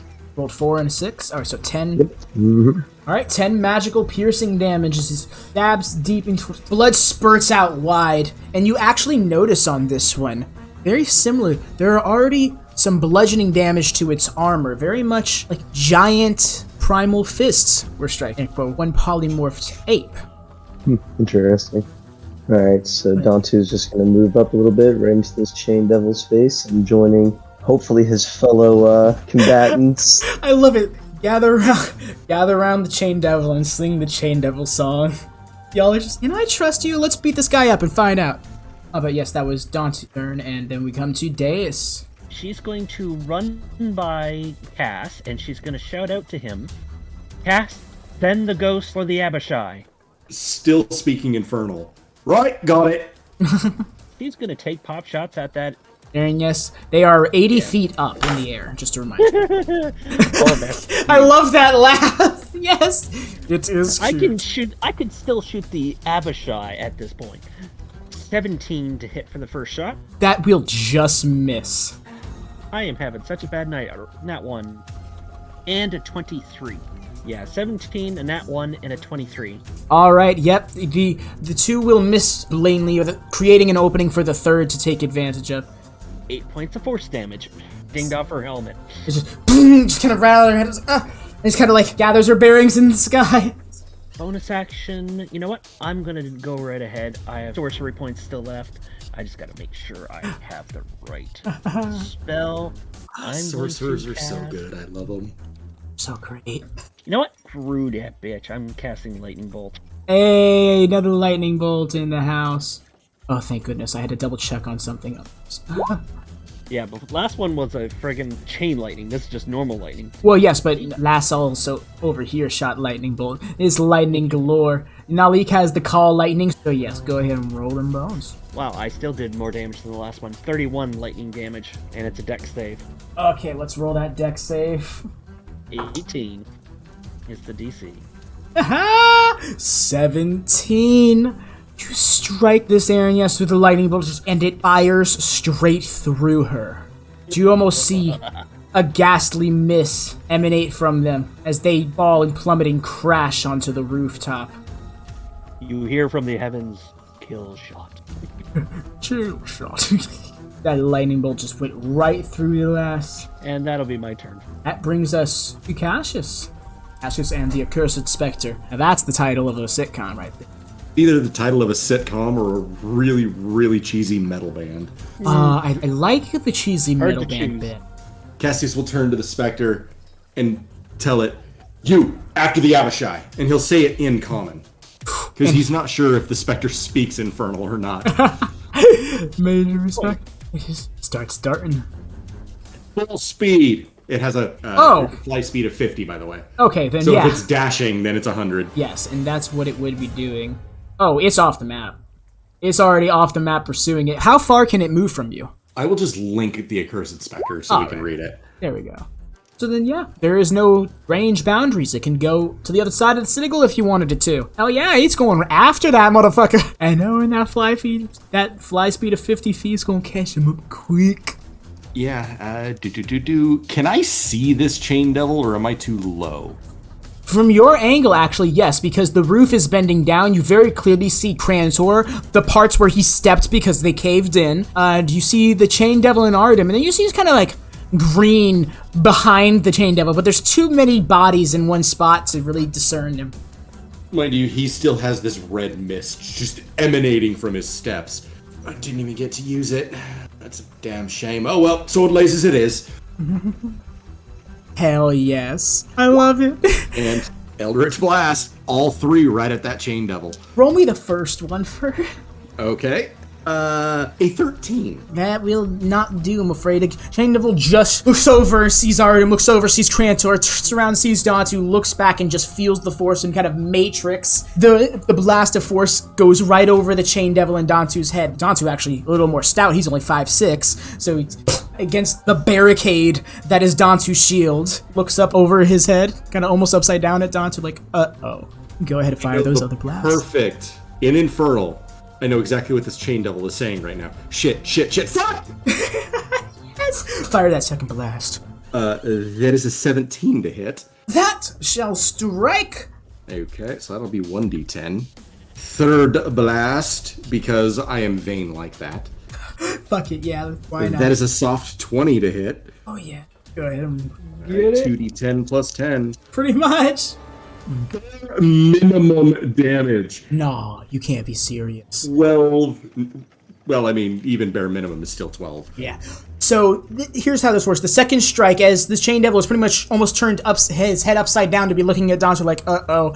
The second blast impacts in his throat, just whips its head forward, facing you, just, and the other blast just into the head, kind of blows out the back. Dantu, you reflexively duck the splatter of its literal brains, but probably a little surprised that that was what just happened to a devil. We shall flavor the Abishai and Spectre chase. We'll say just for the next turn order's sake, the Spectre will just be catching up on the Abishai. Does the Spectre make an attack? Yes, it can do. Is this turn? It Oh-ho! Life can drain. do that. Yeah, the 18 hit, and you just fucking 13 necrotic damage. Okay, so let's see if it can pass that. Oh, does it have advantage? That is the question. A 21 con save. So its hit points maximum is not reduced, but it still does take the 13 necrotic damages. And just like that, it falls limp and just to the ground where it's at. The Spectre goes and hovers over it, And yes, that is indeed the end of combat. In hindsight, I probably should have told him to capture it and bring it back. Don't worry. I hope can it's not still too talk far. with it. As combat comes to end, Deis will use thaumaturgy. Kobold, Artemis wishes, Ion. Oh my god! And you What the fuck? you see Tuscan go darting off the thing and jump. Before you go, he grabs you right after you're midair. Hold on, wait one second. Tuscan Artem's goes. just gonna immediately follow suit because he is way too curious and way too fast. Arudim, I want to specify, when Tuscan goes sprinting, you didn't see him. You saw him standing, and then you saw the turtle on the ledge catching him. Speed equivalent and maybe even surpassable of your own. Bullshit. Alright, look, I don't want to get involved in doing anything that this little gold kobold has done in his past lifetime. But I would be a little bit weary of what you're going to approach him with, because we've been approached by a lot of people in this world that are quick to kill people in an instant. So, may I just ask you, is this business, non-lethal? I imagine Naleek and Cassius are kind of approaching. What is going on? Cassius, you see Naleek stop as he's looking up at the turtle, and he puts his hand out and says, watch it. He's deadly. What? I'm not sure if he's on our side or not, but I know he's deadly. He used the champion in knife throw for 7 years running. Almost unbeatable. He lets go of Tuscan. He says, look, if this has to be between me and you two, then you can go handle your business. I'm very wary of people just popping out of nowhere and, approaching us like this. I'm sorry. He's a prophet of Ion, if that makes any difference. How long have you been in this city? You all keep mentioning these names you should not be mentioning. And you see now the Air Ganassi who walked over to the ledge and then just kind of started floating down, is levitating across above the ground in front of you, Deis. Just like, okay, look, I know he's not a god, but don't mention the wishes guy here. Whatever. Get that kobold down here right now. I need to have a word with him. Altu just kicks the kobold down. It kind of flips, just lands on his feet. How about Crantor will just put a hand up and be like, how about Heracles? Is Heracles okay to mention? Stop it! I love this turtle These already. are fools. Tuscan says, I was like, they're not exactly getting it. Dantu walks up and greets Arudim and Crantor. Respectable bow. Crantor will give him a hearty nod and say, nice axe. He looks back at your axe and says, you gotta find one on yourself. Crantor will Artem give rolls his eyes and chuckles a little bit. But whose is bigger, I wonder? We could always compare them, hold them up, and see which one outsizes the other. Artem's gonna Maybe jump later. down. Let's attend our charges, I think. Probably a better idea. Yeah. Crantor will use his ring of Back. jumping again and just power slam down. From the back, Cassius will just yell, well, obviously Crantor... Oh, wait, you said axe. Never mind. Artem pauses at that, tries to hold back a laugh, can't, and just goes, and then keeps walking. Perception. I wanted to see this. You definitely saw Dantu crack a smile at that remark.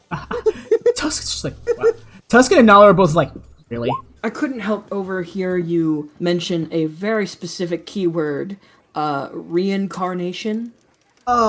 Dantu. For once, I'm not the one who blabbered. Hands are right in his head. What else can he do? Look, you don't have to explain it to me. I know the story too well. Artem is going to pull back the displacer cloak, lift up sleeve, and you're going to see 8 tally mark scars on his arm and in his armor.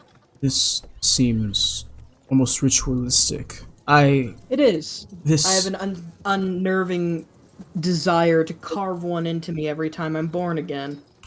Are you a half-orc each time? No, I've been a dwarf, a dragonborn. I haven't been female yet, but I've been a varied of different races. And let's see, elf. No, I lived underwater at one point. You don't remember your past lives? It's really foggy. Bits and pieces I can remember. The most recent ones are a bit clearer, and my last life, a dwarven man, well, they left a diary detailing their life. So it was a bit easier to recall some details and skills. But if you're saying that you reincarnate and you remember things, can you teach me how? It's not that simple, and no, I cannot. Oh my gosh. It's Dantu, Nala. Well, yeah, both of you are really just kind of like, wow, you definitely saw that Tuscan was caught off guard by that question. Never in his 6,500 years has he heard that, and you can see it on his face. And he's like, Listen, when don't know Crantor how sees many- that Tuscan's laughing at Arudim, he's gonna glower at him. It's like, Don't make fun of him, it's friend. not that simple. First of all, I'm sorry, I don't mean to be so bold, but it seems that you are more so under the effects of some sort of curse based on these symbols.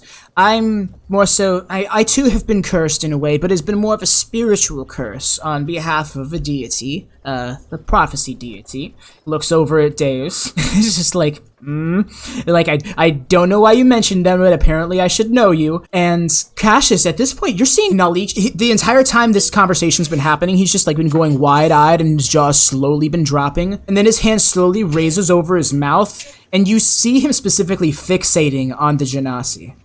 You were right over there, mate. I don't know. Seen her she's- before. Oh, I was about to say, I know she's good looking, but so is Crantor. Not that. Oh my god. Thank you. Nala pretty much bursts out. Oh, you recognize me? And she kind of like floats over Tuscan. Oh, I should get rid of this barrier. She cast the window. Oh shit! You recognize me, bitch? Let me give you a closer look. Take it all in. She sounds sassy, and I love her. Lowers like a level and kind of looking at you two back and forth. Yeah, you recognize me? He kind of squints his eyes. Yeah, in the Mages Guild, in Knife Throw, a few days before I left for the last time. And kind of glanced over at you, Crantor.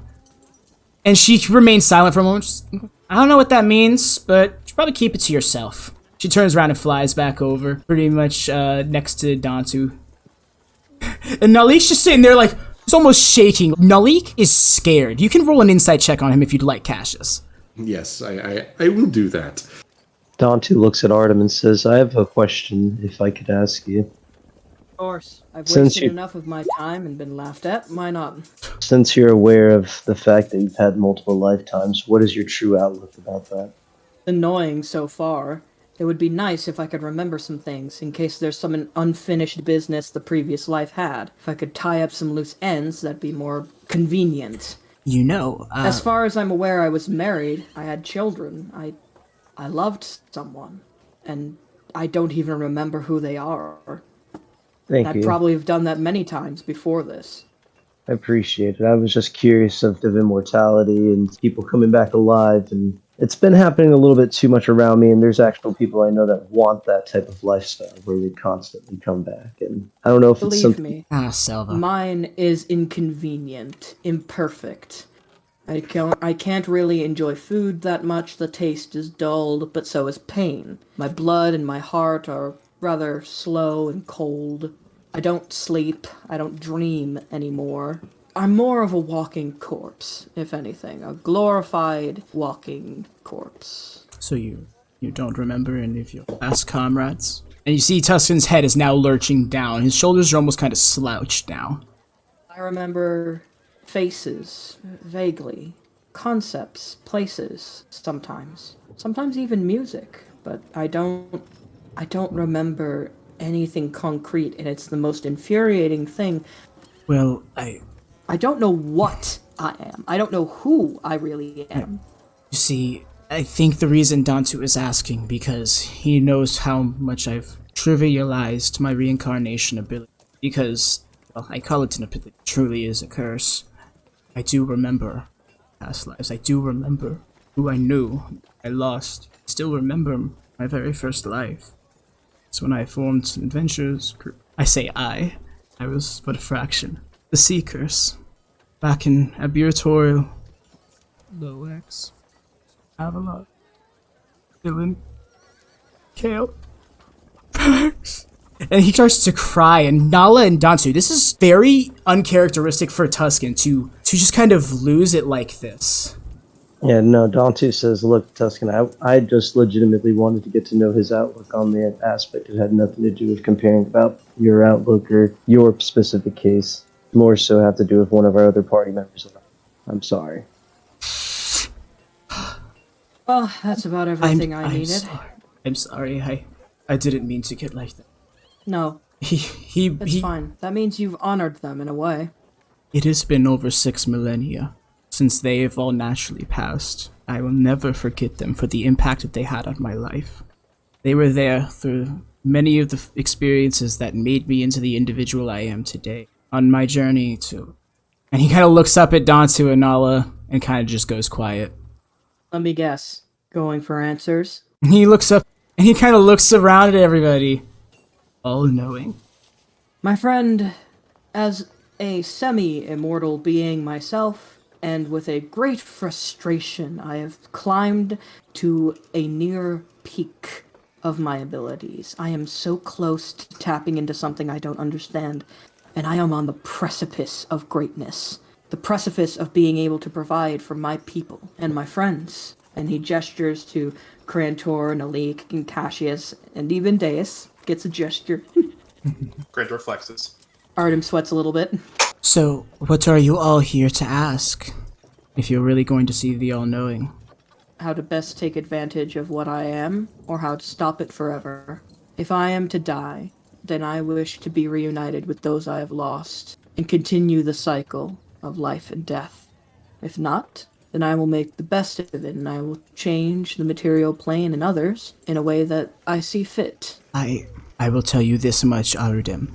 I have been cursed by the god of prophecy to reincarnate until what I was originally told was come to know everything. But I've since come to learn everything I feel there is to know in terms of who wants to end everything. So we are currently seeking out that individual. An individual who wishes to end everything? That is the impression they have given us. Well, I'm sure you've done your homework already. You all look like, at least Dantu and Nala, you all seem to be at the very least on par or surpassing myself in terms of power and ability. I'd assume you already know who these are. And he would toss Tuscan the symbol he got of the Doom Guard. Perhaps we should find the Abishai that we probably left in the street while we walk and talk. So that's Fine, a really good. we'll walk and Where talk. the hell did he go? That way, I I think- thought your spirit shot it down. Ash will think I cast heard it thaumaturgy and And I heard a ghost go, Maybe ghosts do that. I heard a bard playing something that sounded like the Monster Mash. And giving the impression that somebody I was heard dead. ghosts are in constant pain, which is why they wail. I mean, after what I did to him, yeah, I could see that. I mean, that's a fair point, honestly. No, after what I did to him, no, I believe that one. But Cass will cast thaumaturgy and just shout, "Bring him back!" Spectre, get him over here now. And sure enough, the Spectre will be meandering the corpse towards your way. About 30 seconds or so, kind of. So, Arudim, you wish to seek that from the All-Knowing. Are all of your questions quite that trivial? I don't mean to undermine them, because I'm certain that they would be much-needed answers if you've come this far. I mean, I would say mine's far more trivial than his. His is more like, what is the meaning of life compared to mine? What is the meaning of my existence is more or less what I'm trying to find. I don't have a purpose. I will tell you this much. If you have this curse, this forced reincarnation, that means someone intends for you to do something with this ability. You weren't given this by chance. I say make the best of It'd be it. nice if they told me then. If the gods told us all exactly what we needed to know, we would not be here in Sigil seeking out answers. Indeed, my answers possibly lie with you, young one, or old one, He tries to step in I- and then looks back at Deis. and the High Priestess of Ion, and I want some answers. Stop from saying you. gods' names. Are you not? Why? Because Hello, my it's- name is Dante. What's your name? I didn't. Dia. Pleasure to meet you. Ex-Empress of Rieva, Oh, okay.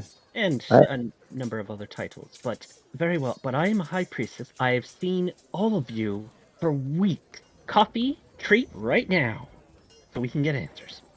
Things I can get down with. Let's go. I Finally, suppose someone it's better than the inn we were staying in. But yes, I'm sorry, I did not get your name. The Tuscan's looking over to you, Cassius. Tuscan. His name's Cass. Hello, And Cass. Cass will take his hand. Very much dwarfs his own, but he still takes it gladly. And Oh. I heard you kind of have you're very old. Yes. I have bit of an odd request to make, if you'll humor me on this one. Hey, Arudim. Cass What's walks up? over to him, and very sincerely, like you could tell he's trying to be very kind. You ever thought about writing a journal? No, I've kept records, but never anything in depth. Well, you can't seem to remember anything. But if you write it down, and if your deeds are as great as, well, as they tend to be, they should be recorded for posterity. And if what I heard from our little friend here, he remembers everything. I wouldn't say everything. Memory is still memory. Things are hazy. Certain memories have more impact than others. I wouldn't say I know everything I have ever experienced, but yes, I do remember things from my past lives quite vividly as if they were my own experiences, and not visions coming to me, is the way it seems Arudim applies. Right. Or maybe a way that Arudim They're only can overcome. visions when I need them. Other times it's like deja vu, honestly. Well, what I'm getting at here, and I'm not one for lots of fancy words, is if Arudim can't remember anything, if he does die, you can, maybe, it might be fitting why we encountered each other is for you, little one, to find his past deeds in however many years you still have yet to live. And if Arudim here keeps a journal of what it is that he does, it could be a way for him to reconnect with his past lives in a way that only he could do. I wouldn't ask that of a stranger. Let's ask my publisher to do something. I feel like I know you. The fact that you share an affliction similar to my own, or so, treat it as it is, a curse. Feel a certain kinship towards you.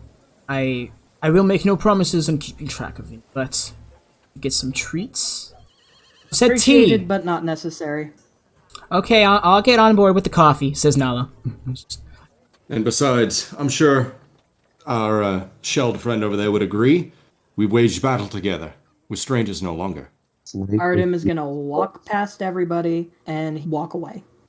Walk away from where they're going? Do I know where we're supposed to be going? No. He's just gonna walk.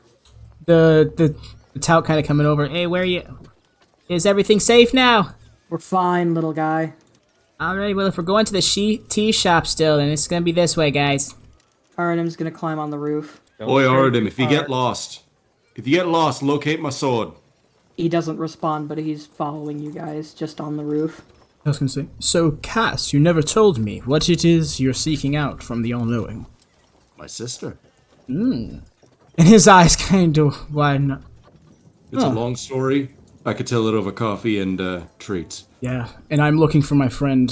And he turns around to the... Oh, I'm so sorry. What was your name? Naleek. I think I've seen you before. You were the missing kid, weren't you?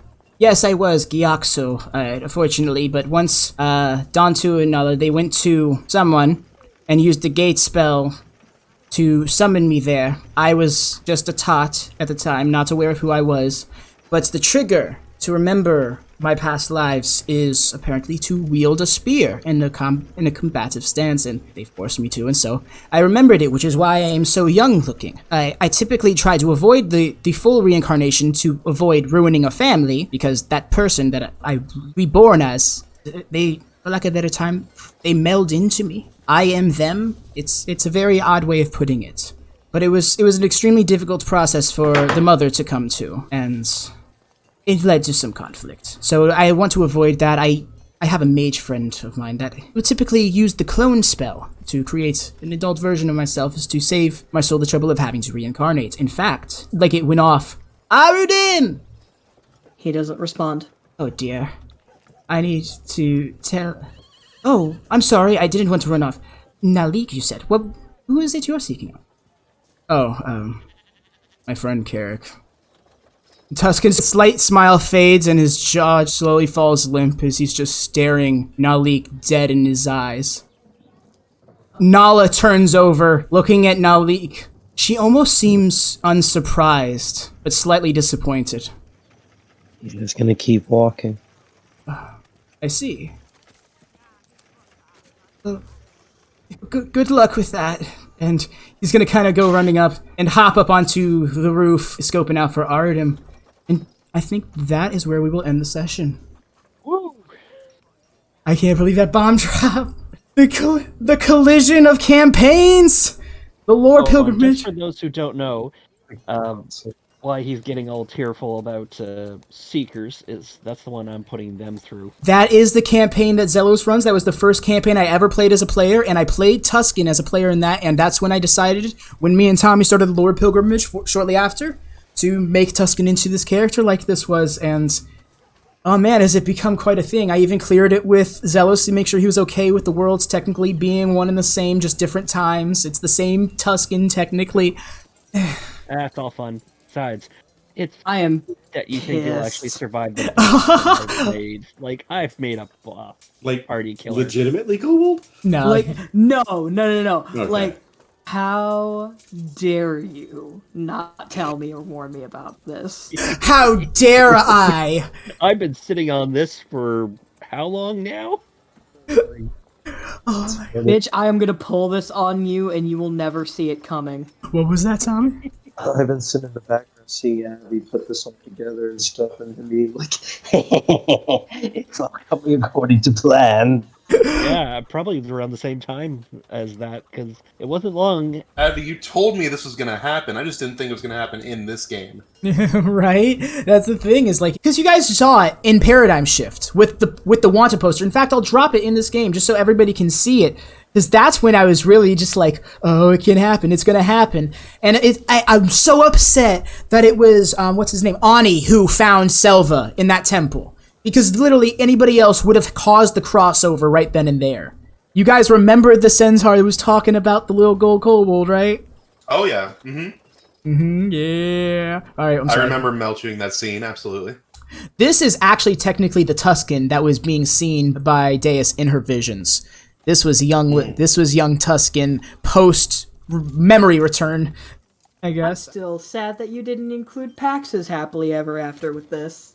That's your Every character. time Tusken dies, he'd see Pax as working as a No. Reaper of Kalimvor. He wouldn't. Tusken's never seen the afterlife. His soul immediately transfers to the next body. Oh, Do not pass that's- go, do oh, not that collect sucks. $100. Yeah, why do you think I he's like so to think traumatic? Pax is like waiting for you to die just so he can snatch your soul for 5 minutes and talk with you. That's literally my headcanon. Is Tusken's like, I just want to talk to Pax and see how he feels about this this reincarnating bullshit.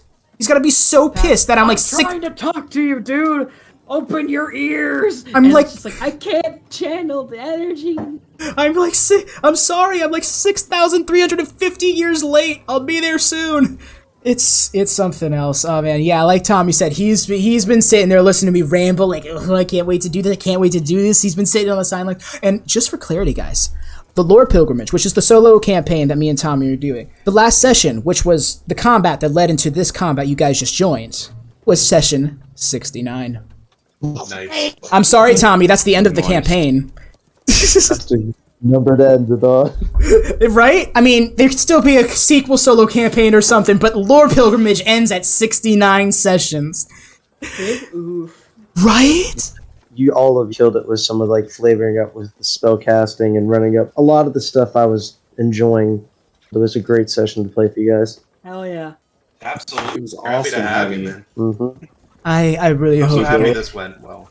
I am too. There, of course, were the little bugs, Tommy not having his mic, and the internet situation, but for the most part, it worked out as best as I could have hoped. What's so great is because the combat went on towards the end of the session, there's a lot of conversation that has yet to happen. Oh, but that just plants seeds for next session to make it all the more juicy. Right? No one's asked Crantor what he's going to ask yet. Oh, well, Tusken was gonna get there, but then Naleek said what he said. Yeah, I figured. Crantor's happy to just sit back and just be the quiet one. Just the Dantu interactions overall was very fun because he's quite a character, and your party seems to very quickly be pulling a jovial side out of him. And Tusken's probably just got to be sitting there like, oh, wait, chopped liver.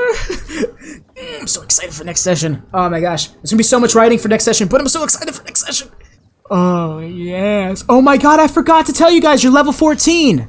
Fuck. Well then! I need it. I'm so mad at myself. We can figure it out. Put That's it in no the big deal. Discord right now. Put it in the Discord right now. Do it.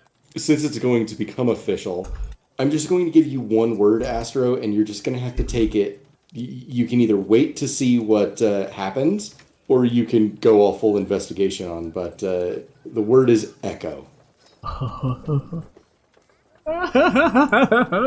You're going Echo Knight? I will say nothing. Oh. Advy and I have put our own little flavor on it. It's got a spin. That is a very, very powerful. So thank you all for coming out, everybody. We're going... And we're going... Oh, were we still going? Yeah. We had yet to end the stream. I didn't realize. You guys... I didn't realize either. When did you guys think we ended the stream? There was no proper goodbye or nothing. God damn You it, ended it back Advy. when everyone left. Thank y'all for coming out. Really appreciate you watching and enjoying. Make sure to tune in next week. Please like, please subscribe, hit the bell, all the fancy stuff. Take care. Love y'all. Good night. Bye, y'all.